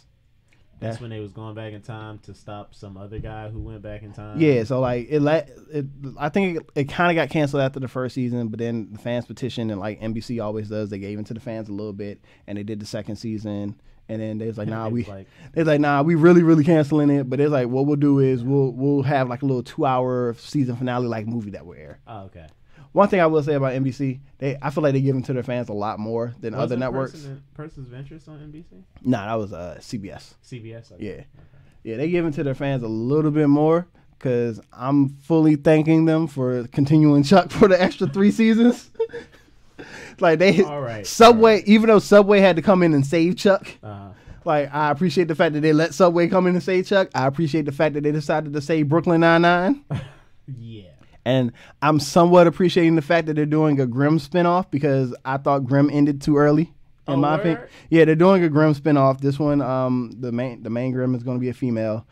I'm a little up in the air about that because, in all honesty, I'm like, if you're going to do that, then in season 3 of Grimm, they introduced a female Grimm. Her name was Teresa Rubel, but they mashed her name together and just called her Trouble. Okay. And so I'm like, if you're going to do something like that, give me the spinoff on Trouble. You know, let me see what she does after everything. Right. Because the way Grimm ended, Grimm didn't end with like anyone losing powers or anything like that. It's just they beat some big bad and then they did a little time jump, like a little 2-minute time jump. So I was like, all right, so let me know what happens in between that time. Like take Teresa out of Portland, which is where the show took place, and have her go somewhere else. You can have it be like a supernatural thing where she goes from like city to city or something like that. Because what they also did that on, what? Or what I also think they should have did that for, Doctor Who, when they introduced the female doctor. Remember, in 10's season, he got a daughter. He got cloned accidentally. That was 10 was Tenet, right? Yeah. Yeah. And he got cloned. It was the episode. He got cloned accidentally, and it made a whole nother Time Lord, but it was a female, it was a girl, so that was like his daughter. At the end of that episode, she's never seen from again. So I'm like, yo, if you're gonna do a female doctor, let me know what happened to the doctor's daughter that's just out here floating around in the universe. Like that's true. But yeah, do that, man. Like, or NBC, if you really want to get on my good side, find a way to bring back Ash versus Evil Dead for 1 season. NBC had that? No, Stars had it. They canceled. Okay. They canceled. No, they canceled it after season 3. I'm just saying that they can find a way to bring it back. Okay. Only because I didn't like the way it ended, because you could clearly tell when the way the season 3 ended, they thought they were going to get another season. So I was like, nah, man, like don't leave me on this. I hate when shows leave me on cliffhangers. That's how we thought Persons of Interest was going to go for a second. It was like, come on, not like this. So Bruce want to know if we check. I checked out Sabrina on Netflix. I personally liked it, but that's because I like that dark and creepy shit. So I was cool. I was cool with it. I said last week, if you're someone who's going to watch the Chilling Adventures of Sabrina and not pay attention to the fact that the word chilling is in the title, then you deserve everything that you get if it terrorizes you. The trailer looked really good. It's really they're being sued, or they might get sued. Apparently, there's an actual satanic church. Oh no! And they're suing them because I guess they use like some sculptures or something that they like use in their church, or that's like religious, like some type of religious property of them. Come on, what would Satan do? I don't think he would sue. Say Satan would steal. Satan steals. He would totally let him off the hook with that. Yeah. Oh, they stole that? Way to go. But yeah, but if you were interested in watching it, as long as you get it out your head that this is, or as long as you make sure you put it in your head, this is not the animated series. This is not the Melissa Joan Hart series. That's what threw me off at first. And I was like, at first I went from definitely going to check this out because I thought it was that. And then when Fiona told me, he was like, no, it's not that at all. I was like, okay, I can put it on the back burner. Nope, it's creepy. It's a little gory. They worship Satan. There's no way around it. There's no. The word's going to be said a lot. Like, there's no tiptoeing around. So if you're very religious and you don't want to hear that, then don't do it. But like I like it. Like I said, I like the aunts because one of the aunts is just real cold blooded, but you can still tell that she loves her family. The other one, she's just real bubbly for someone who's a Satanist, pretty much. I mean, once you're a Satanist, what else do you have to worry about? Yeah, like I said, I really did like her cousin on there, dude named Ambrose. He seemed like exactly what he was, like a cool person that was just stuck in the middle of nowhere because he was in trouble. Yeah. He was like just one of those people like you give him a little freedom, everything's cool. But yeah, this there's no doofy Harvey. Harvey is like he's smart, he can hold his own. He's a little oblivious to some things, but he's not a doof. Anybody who doesn't know who Harvey is, that was her boyfriend, Sabrina's boyfriend. Yeah. And in the show with Melissa Joan Hart, he's like this real like doofy. Yeah. Matter of fact, like cool kid, but if you look on Facebook, there's a little ad for the Chilling Adventures of Sabrina on Facebook, where the people from the actual show, it's her and Harvey, and it's the two ladies that played the aunt. They're actually watching scenes from the show. Oh, that's cool. And so they're just like, yeah, this isn't what we were. They're all so like the aunt, like one of the aunts, she's just like this the whole time, and she's like, oh man. But she's like, oh, you know what? Yeah, this is the dark. She's like, this is real dark. I'm probably gonna watch it again though. And Melissa Joan Hart's like, I like it. I like how they're going in a different direction. I'm never gonna let my kids watch it. She say my kids are gonna have to be adults before they can watch it. But Chilling Adventures of Sabrina. I definitely say it's a good watch. Mm-hmm. Like if you're into those horror type of elements and you were just questioning whether or not it's something, I think even IGN gave it like an 8.2 or something. Oh, that's good. Yeah, and IGN's all over the place with reviews sometimes, but I tend to trust them a little bit more on their TV reviews. Right. I mean, they did good by me with that Apostle movie. So yeah, I'm still gonna watch that Apostle movie. That's definitely on my list. You know what movie not to watch? What? Do not watch Tales from the Hood 2. Tales from the Hood 2 wasn't good? Oh my god. Like, you know how movies are so bad it's good? This movie was so bad it was just bad. It was so bad it was horrible. You got it right there. If you're looking for horror movies on Netflix, do not watch Tales from the Hood 2. It didn't do the first one. Say it serious. The only thing that they got right, which was the casting, is I like Keith David. Keith David is good. At this point, he's starting to become a national treasure, and I like him in anything. Keith Davis has been a national treasure to me since Emilio Estevez and Charlie Sheen were in Men at Work. Yeah, the trash jump. Yep. They would dump dude. Yep. That was my first introduction to him, and that will forever be my favorite introduction. Him in that movie. You don't remember? He was like their supervisor or something. He was like their supervisor or something. He was just like all. Seen that movie. Yeah, no, I remember that movie. Emilio Estevez. That name's not getting thrown around in Hollywood a lot. Oh, he has a new movie coming out called The Public. Of course you would know that. I saw the trailer a little bit ago because for the exact same reason what you said. That's the reason I watched. It's like I don't see Emilio Estevez's name a lot, so I gotta watch this.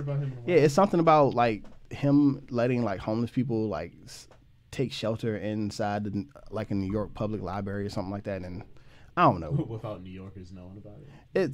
I forgot what it was, but it was some type of movie thing going on. What up again to everybody that's watching on Facebook Live. If you're trying to figure out what this is me doing my weekly podcast, The Blurred Perspective Live, where we touch on all things blurry, movies, pop culture, TV, comic, video games, all that type of stuff. You're only seeing this from one angle. I wanted to give like a little behind the scenes type of thing. If you want to see the full video, catch us on youtube.com. Just search Kickback Kings with a Z. I've never heard anybody say it like that, youtube.com. Oh, it's because you know what it is? We don't have enough followers yet, so we can have our own customized thing after the slash. Oh, yeah. And so I don't know why I'm thinking like we do. YouTube/kickbackkingsmedia.com. Yeah, so like the way I would be like, yeah, find me on Mixer, like mixer.com/KingPhenom. Right. But nah, that's that's what I was thinking every time I do it. I was like, find us on YouTube, Kickback Kings. Mm-hmm. So we only got one thing left, and that is a trailer. Trailers. I only have one trailer. I don't even know what this is. I haven't heard. I heard about it. It's called Cold Pursuit. It's the newest Liam Neeson Taken-like movie, apparently. Okay. So let me go ahead and get this thing started. Cold Pursuit. Yeah, he's pursuing in the code, apparently. It's a thing. That's my least favorite weather? Cold? That's my number one weather. This is really cold. Shit. I'm thinking like in the city and it's chilly. This is taken in the mountains. This is LeGray. That's what this is. All right, let me go ahead and where's my reaction? There we go. Let's start this bitch. If I can figure out where the mouse is. I'm very honored to be named Keo Citizen of the Year. I'm just a guy who You look like you're the only citizen. civilization open. When you drive this Where these road people day come after day, it's easy to think about the road not taken. I was lucky. I picked a good road early, and I stayed on it. Mr. Coxman, What can I do for you? it's about your son. He looks younger.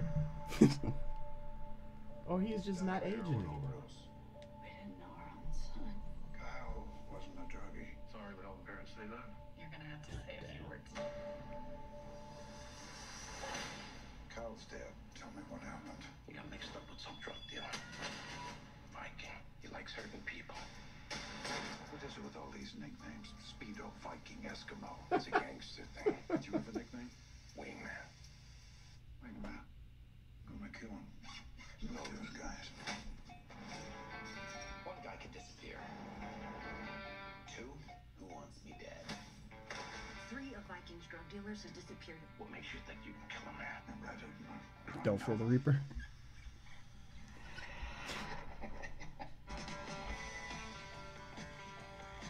What are you doing? My job. Oh shit.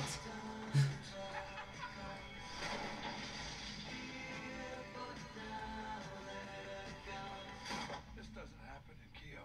It just did. Perfect use of Blue Oyster Cult.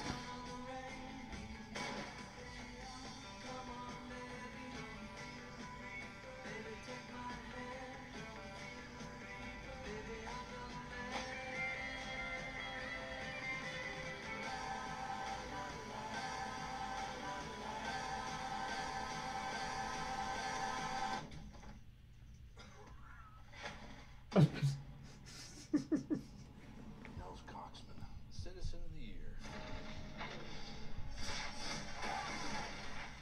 Good for him. I hate that this trailer just made me want to See this the movie? Oh, I hate the fact that it just did that. I want to see this movie. You know, I mean, you know how I feel about This really is taken. plots This anyway. really is taken in the snow. Oh, that looked really like I'm not gonna say looked really good. It looked interesting. I don't want to see this movie. I don't want to see this movie. You do. I don't. You do. Because you know what? Because Bruce Willis fucked it up for him. He fucked it up for him with How with, Bruce Willis can't mess it up because Liam Neeson's been doing the same thing for like the last I'm saying, 7 though, but years. I don't want to give him any more tries. That's what I'm saying. Like I'm done with watching Bruce Willis in the theaters. What does Liam Neeson got to do with Bruce Willis? Because he's old and he's still doing it. And But he's- Liam and he's Neeson's still- trying though. Is he trying? That's the same character from Taken, We Own the Night, or Run All Night. Well, let me change that. Let me change that. Stoic The way one, that it's directed makes it look like makes it look like he's trying. And then, Bruce Willis just doesn't even act like he's trying. he doesn't. I don't know. I don't because it looks interesting. I don't want to watch it. I feel like as long as Liam Neeson has that accent, he's always gonna look like he's trying to me. What makes you think you can kill a person? I've seen it on things. Like it's. I mean, don't know, man. that's truth. I don't want to be. It's I don't the- want to be disappointed. it's the accent. Only because I was interested. I don't want to be disappointed. He works it because of the accent. The same way how like he can have that same monotone voice and it works in so many different aspects. Like you remember in Ted 2 Yes. when he was doing the let me ask you a question. Yes. This here cereal. Tricks. Like it says on the commercials, it always says Tricks is for kids. Yeah, that's what it says. It's like, so but I would like to purchase this. I just want to make sure that there's going to be no trouble if I purchase this because I'm not a kid. He has besides That monotone voice works in so many different ways for Christopher him. Walken, he has the best Hollywood voice, like acting voice that I could just listen to. So it's Christopher Walken. I haven't heard Christopher it's Walken's Morgan name in so Freeman, long. And it's Liam Neeson. Like I want to listen to. They all have good narration voices. Yeah, I want to hear them narrate shit. They have good narration voices. Christopher Walken just has. I feel like Christopher Walken's narration is better animated. His lion speech. Yeah, like the way Christopher Walken talks, you can hear the animation behind his voice. I would love to try to do an impersonation of it. Nah, I can't do a Christopher I've been Walken. working. I'll be at home and I like try to work on it. Christopher Walken is like an unsung It's like, hero. what gets serious through his day trying to learn how to impersonate Christopher Walken? I mean, like, what? No, that lion speech from, what was that movie? Pool Sharks? Pool. It was a pool movie. I don't know. I don't know why I'm thinking. I don't know why I'm over here thought you was about to talk about the whole watch up the ass speech from Pulp Fiction. Which is also the second best speech ever. Your dad. Your dad wanted you to have this so much that he swallowed it before he got caught. Oh, look it up right now. No, but it was some like pool shark, something like that. But no, he gave this lion speech. That was just the best speech. What about being a lion in the jungle, or about how lions You've run never shit? seen it? I'm almost tempted to say pull it up because everybody needs. It's about life. Everybody needs to hear it. It's about life, and everyone needs to hear it. I'm almost tempted to tell you to tell you pull it up. No, it's a really good speech, and I try to do it in his voice constantly. I figure if I can get that. I can never do a Christopher Walken. I can never do a Christopher Walken voice, no matter how hard I tried. I wouldn't even try. That's a disservice to that man. Like, oh no, I missed one. What's my man Snape? What's his real name? Snape. Kurt Russell? No, Snape. Oh, I know this, and it's killing me that I know this. Rick. Something. I don't know why I want to say Hoffman, but it's not Hoffman. No, I liked him too. I'm so mad that I can't think of it. It's gonna kill you when I say it. Alan Rickman. God damn it. It's gonna kill you when I say it. R.I.P. No, I'm sorry. Christopher Walken, Alan Rickman. I'm so disappointed in myself. I know. I'm so disappointed. Because I remember the day he died and how upset I was. I was pretty heartbroken about it too. God damn. I was putting all these posts on Instagram about it. Like, Alan Rickman, he hurt me a little bit. That one hurt a little bit. Christopher Walken's gonna hurt me too. Oh, Christopher Walken's definitely gonna hurt me. That one's gonna hurt me really bad. Pulp Fiction, The Prophecy. Even his little small cameo in Sleepy Hollow. Yeah, I mean, you seen King of New York? Yeah. King of New York, like, nah, he's. I was trying to pick the obscure stuff that I knew people probably had to see.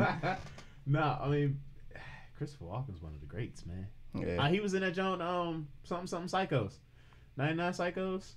7 Psychopaths. 7 Psychopaths. There we go. He said 99 Psychopaths. Hey, look, I throw them at you. A drastic ass. I know That is you a piece it together and figure it out for me. So I would just throw them at Phenom.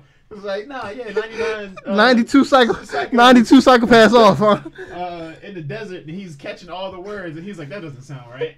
Okay, first of all, 7 psychopaths. The joint was Sam Rockwell and Colin Farrell. Yeah. And Woody Harrelson. Yeah. He was even good for that. They're good in that movie. My man said 99 psychos. I used to be just as good as you. I'd be able to just name a title like that and the actor and who was in it. It's a skill that I don't keep up, so I lost it. Huh, what's this animated movie called Spies in Disguise with Tom Holland and Will Smith? Oh yeah, it's that new movie that Will Smith was working on called Spies in Disguise. I mean, it's an animated movie. Yeah, I can't remember the last time Will Smith's been in an animated movie he's a since. shark. Yeah, I'm about to say Shark Tales. It's in Shark Tale. Yeah, That's always a good time. that was a bad movie. No, I mean like when Will Smith like that stuff like that. Oh yeah, I mean, I guess technically, he's gonna be.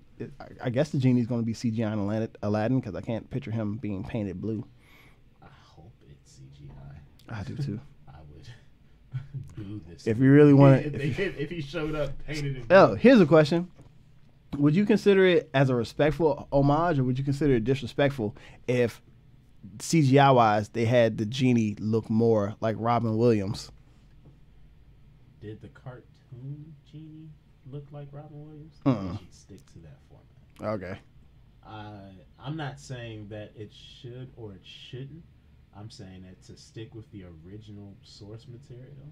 You don't want. I mean, but when you're doing the CGI, it's gonna tweak some things anyway. You know, there's a difference between a 2D animated animated character, and a 3D printed, a 3D. I feel that way the same I do about the holograms, like the performance. Don't do it. Yeah, don't. Just Oh, did you see the Timberwolves Prince outfits or Prince uniforms? No. Oh, you didn't see that? No. I figured maybe I thought Are we about to go in sports?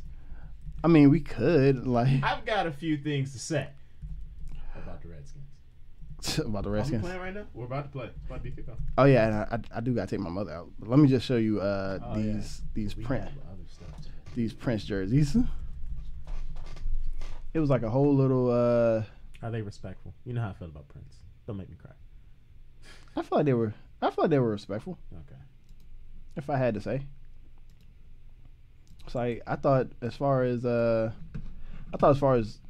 uniforms go, them chains was kind of dope. I was like, oh snap, I can see these chains being worn without any special day.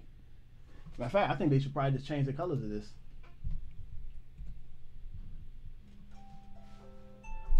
It's time to go.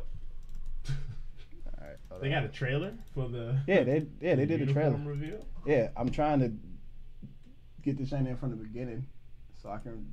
Okay. This is only a minute long, but you still get another reaction. So consider yourselves lucky viewers. We do it just for you all.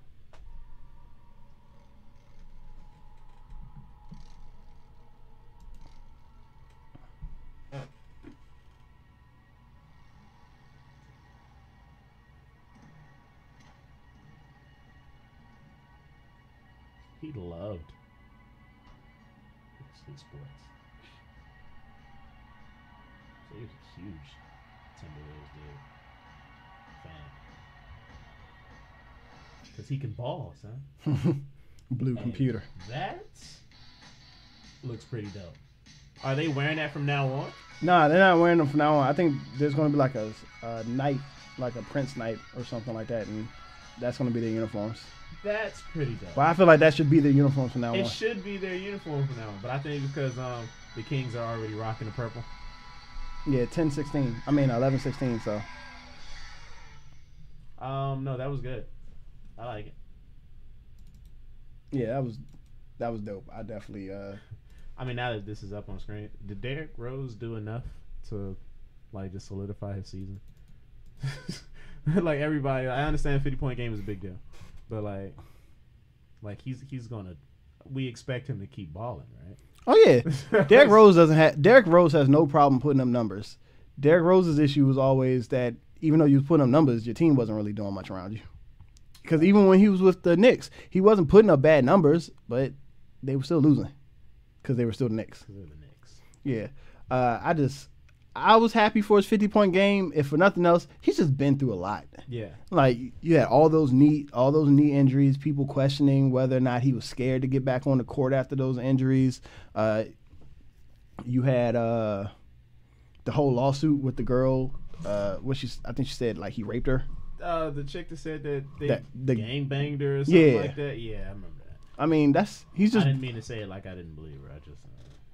Yeah, it's just he just went through a lot. So I was just happy about how that all worked out for him. He was shooting threes and everything. I said, Derrick Rose shoots threes. Like I seen it. Like, He made like 2K. He he made like 4 out of 7 3-pointers. He You know, doesn't shoot threes. he didn't set any records or anything. That's one bad thing. Like on a week when Derrick Rose like did something great, Klay Thompson just like, yeah, don't forget I can do this without really doing anything. All right, I'm gonna say this. I'm trying not to do a rant like I've been doing at work. So the Wizards are doing horribly. Okay? Yes, they are. 1-7. As a matter of fact, I saw a caption that said the only wizard that can save the Wizards now It's Harry Potter. is Harry Potter, because we playing like some ass. That's what John Wall said. Dwight Howard didn't do a bad job in his debut. I'll give him that. Like they got blown out, but still, he didn't do a bad job himself. He had like 20 points. Look. I don't think he had a lot of rebounds though, but I think that was more so because everyone was just so good at shooting on the other team. I mean, and that's what we needed, a scoring center, because Gortat he wasn't it. Yeah. But all right, so they're stinking it up. Now, when they played the Warriors and Steph went off with all those 3-pointers and KD put up 35 and shit like that. In your own hometown, my man said they're weak. Yo, he said, go ahead and sit me because these dudes is trash. Now, listen, I have a problem with that. Why? Because it's a hometown team, or Not- just that just the fact that he said it. Like, it's a hometown team. That hurt my feelings a little bit because we are playing like some trash. But the fact that he said it, playing on the team that he's playing on, I was like, if anybody in the league, you're the last person that should be calling any other team. I keep telling that you people, play trash. I've been saying this at my job all the time. I don't care how many rings KD gets in Golden State. You are the worst person in the He's NBA. like, he's still going to be a punk to me. You're the worst person. Like in the he he likes to act like he's the bad guy now and like kind of embrace it, but then at the same time, he still gets so sensitive when people bring up the fact that he left and he had to go join an all-star. Like, let's face it, like, we don't know whether or not Stephen would have got another ring without KD. Like, so yeah, I'd say it was a pretty KD, good chance. yeah, KD was an addition that put them over the top. But let's get one thing straight: while we don't know if Stephen could have won another ring without KD, we know for a fact that KD couldn't win one without Stephen. He already said it. I couldn't win a ring with those dudes. Yeah, it's like I was just like, you should be the very last. Like, you don't get to You say ha- that, KD. Yeah, we playing you like can't ass be- and we trash, but like you can't be up on a team 3-1, blow that 3-1 lead, and then go join that team. Yeah, And like, and then that'll be a and then permanent it's not black even, mark on and then his- it's not on even the his fact record. that y'all lost a 3-1 lead. You lost a 3-1 lead, not because of Westbrook. Mhm. It was because of your ass. Mhm. You was missing shots. I don't know what happened. Like you must have just got nervous all over again. Off. Pretty much. It's like 3 straight games. I'm not blaming Westbrook for 3 straight games you couldn't close. Right. I was like, Russ may hold the ball more, but Russ knows that, or he fed you the ball enough He knows who for you to needs do take something. shots. Yeah. Like he fed you the ball enough, and you missed enough shots to where it wasn't Russ hogging the ball. It was just you was trash, and at some point he was just like, I guess I gotta do this by myself. Right.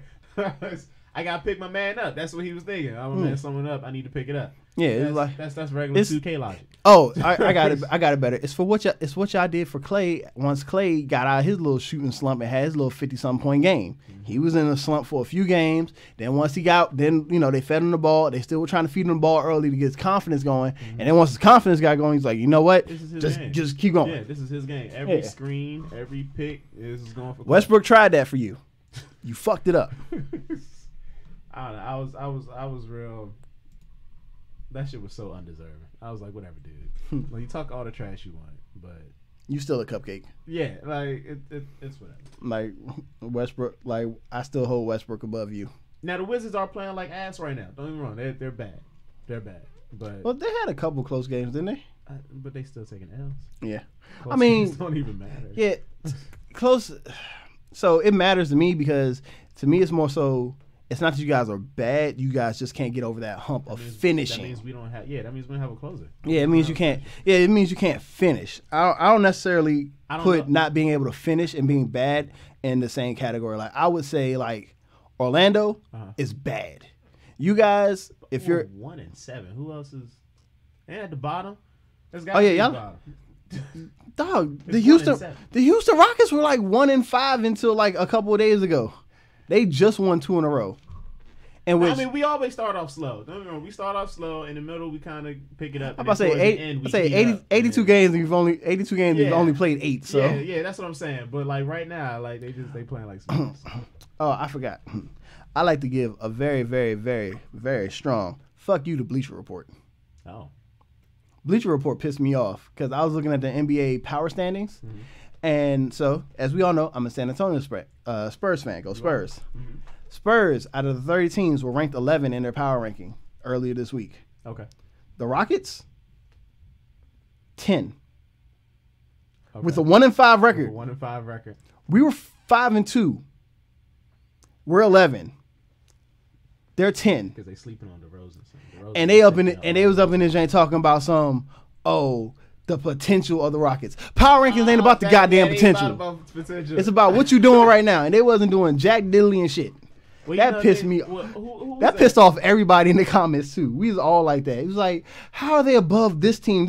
They were above Sacramento, and Sacramento has a winning record right now. Who I posted in the chat, but whose power rankings was that? ESPN's? Was that? Oh, when they had y'all like not in the top 10. Yeah. That was 5 and 2. Yeah, Bleacher Report had y'all. Bleacher Report had y'all at 10. They had us at 10. Yeah, y'all were right. Y'all were right above. Y'all were right above the Eagles, but y'all still weren't above the Panthers though. Which because I guess they were going off of potential with that one too. I think they were going off of the other wins that they've had. Like you guys have had some solid wins, but for the most part, y'all wins were also kind of close. Yeah, defense is saving the day definitely. Yeah, Carolina has had some wins where it's just like, nah, we letting you know that we winning this shit. Well, everybody can't have Cam Newton. I don't know when Alex Smith is going to decide to not be checked down, Alex. Yeah, I mean, granted, you built your career around it, but I was kind of hoping he'd get out of that shit when he came to Washington. Nah, man. He's just, I don't know. He's playing real scared right now. If he was to get on the ball, if he was to really do his thing. Hey, think of it this way though. Y'all still better than Minneapolis. Are we? Yes, you guys are. Cousins is putting up numbers. Cousins put. Once again, what do numbers in close games mean if you ain't closing? Like the one thing I feel like that was like when everyone's just like, for all the people who thought y'all got the raw deal of the trade, I was like, no, y'all did good getting rid of Kurt and getting Alex, because no offense, the biggest difference between the two is turnovers and closing.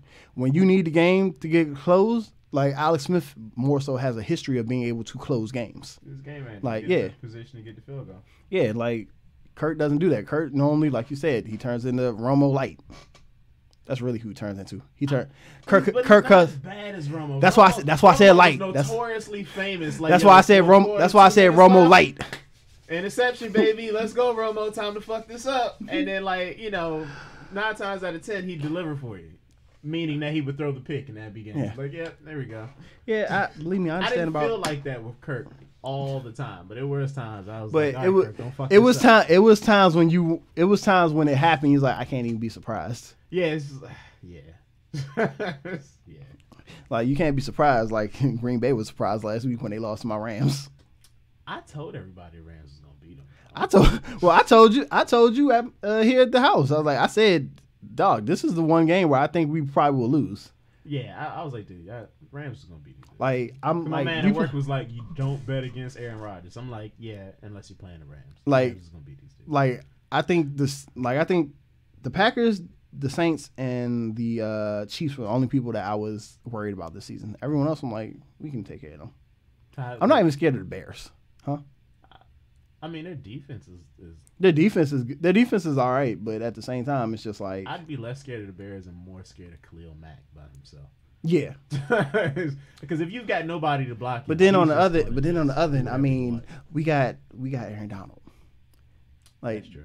I mean, ESPN said, right? Yeah, ESPN says Aaron Donald is double teamed 70% of the snaps that he plays, and he's still leading the NFL in sacks. Oh yeah, okay. Well, I mean, my guy's not leading the NFL in sacks, but you gotta admit 70% of the plays you get double teamed. Ianitis is getting to the quarterback more times per snap than anybody else in the league. Yeah, and then we about to have a very first on our team. Matt Ianitis. I did forget his first name. Nah. So the Rams this year, or I guess this upcoming game, if Fowler, the guy we got from Jacksonville, plays, this will be the first time a team has had a starting defensive line of all first rounders. That's tight.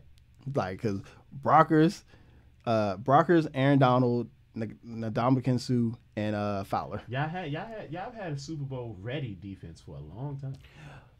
Our biggest issue right now on defense is going to be one. Y'all got Peters too, don't y'all? Yeah, but he's still a little banged up. Okay. Peters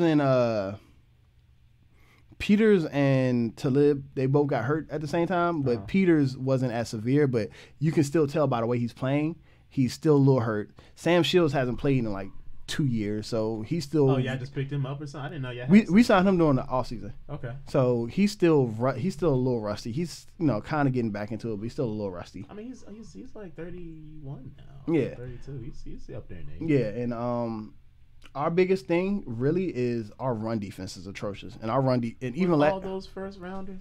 Even last year, because we don't really have a standout in our as far as linebackers are concerned. Okay. Our run defense it was atrocious last year in my opinion, okay. and it still hasn't changed much. Like pass defense, I'm cool with, but yeah, that run defense scares me. Our run defense is the shit. Yeah, our run defense is trash. Our run defense is trash. Your quarterback has to beat us through the air. And we just got Clinton Dix.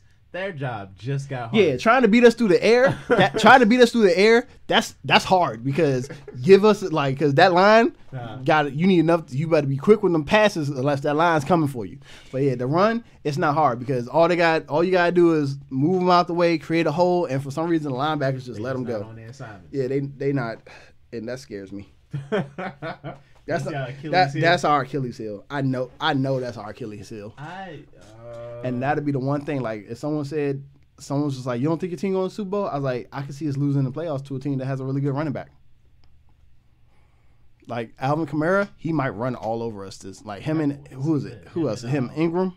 Yeah, they might run all over us, and I know it. I don't think and I'm not trying to be like a fanboy. I'm trying to think like if we have an Achilles heel on defense, I'd say it's more position wise, and that's whatever opposite side Ryan Kerrigan's not on.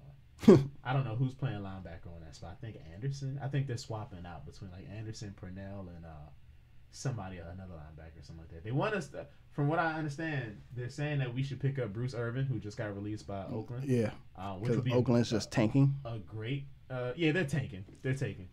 It would be a great pickup for what we've already got going on defense.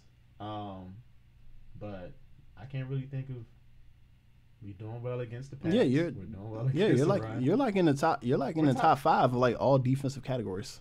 Yeah, like, and we're number 3 in the league right now. Currently, I know the game. Yeah, I know you're like number 1 in I think run stopping, if I'm not mistaken. Okay, yeah. So these boys are doing anything. If offense can put up 25, 28 points, 30 points, that would be great. I feel like y'all need more weapons on offense. No, apparently, because I'm listening to analysts and like things like that. Apparently, our receivers are getting open. Alex Smith is just not seeing the field, or he sees it and he just doesn't want to throw. Is it really though? Because I feel like when you was over here last week, you were calling out who was going to what, and it's just like no, yeah, because he's looking at the same people. He's looking at Reed on third downs. He's looking at Reed. He's looking at Thompson. It was like, all right. Everybody knows you're looking at Reed, looking at Thompson. Like you've been doing this all game. Maybe the play designs call too much on that. It gets real predictable in the second half. I think they have a set of things that works for them in the first half, and they try to use all those plays again, but like in reverse. And it's just like, yeah, I think defensive coordinators are smarter than that.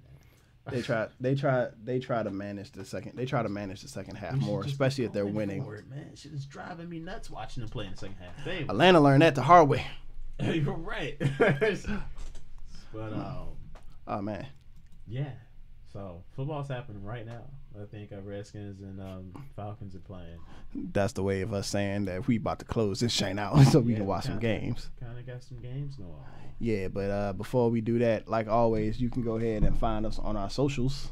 There you go right there. Facebook, Instagram, Twitter, Patreon. You can go ahead and join me on my Mixer channel, and you can go ahead and follow us on Twitch as well, where we stream simulcast. Yeah, that's the right word, simulcast. Yep. And then also go ahead and follow us on our gaming platforms. We got me, Sirius, Blank Man, who, Blank Man's still a part of the crew if anyone's ever wondering. He's just got some stuff going on. Yeah, so that's Mr. Smurf 78.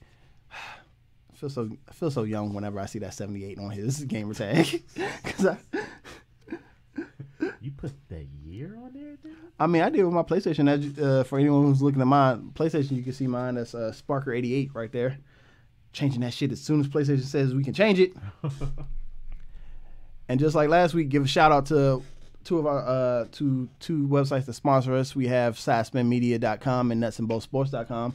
If you're a sports fan and a nerd at the exact same time, why not check off 2 boxes at once? Like, you can go to nutsandboltsports.com, get your sports needs, get your nerd needs, all in one. I mean, what's better than that? I need to write it. I need to write a script for that. That's pretty much it. Like, that's everything you need. I can't think of anything else that you would need out of a website. I mean, yeah, but if you're not a sports fan and you're a pop culture fan, though, you might want to check out Sidespin Media, where you get the new reviews on TVs, movies, where you can hear discussions about music topics, the newest albums, artists. What more do you want from that? Did something just happen? Because Hypno put up them little googly eyes in the chat. Not in our chat, in the King chat. What are you doing? What's happening? I don't know. We got news. We got action. Do we got action?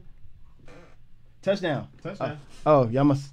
Did we score? No. I think Falcons must have scored. Because that's Showtime. Who said TD? See how much fun we have. We just zone out even when we supposed to be doing the show. We've got news. We get like breaking news. The Falcons scored a touchdown, which means Sirius has to go so he can watch the game.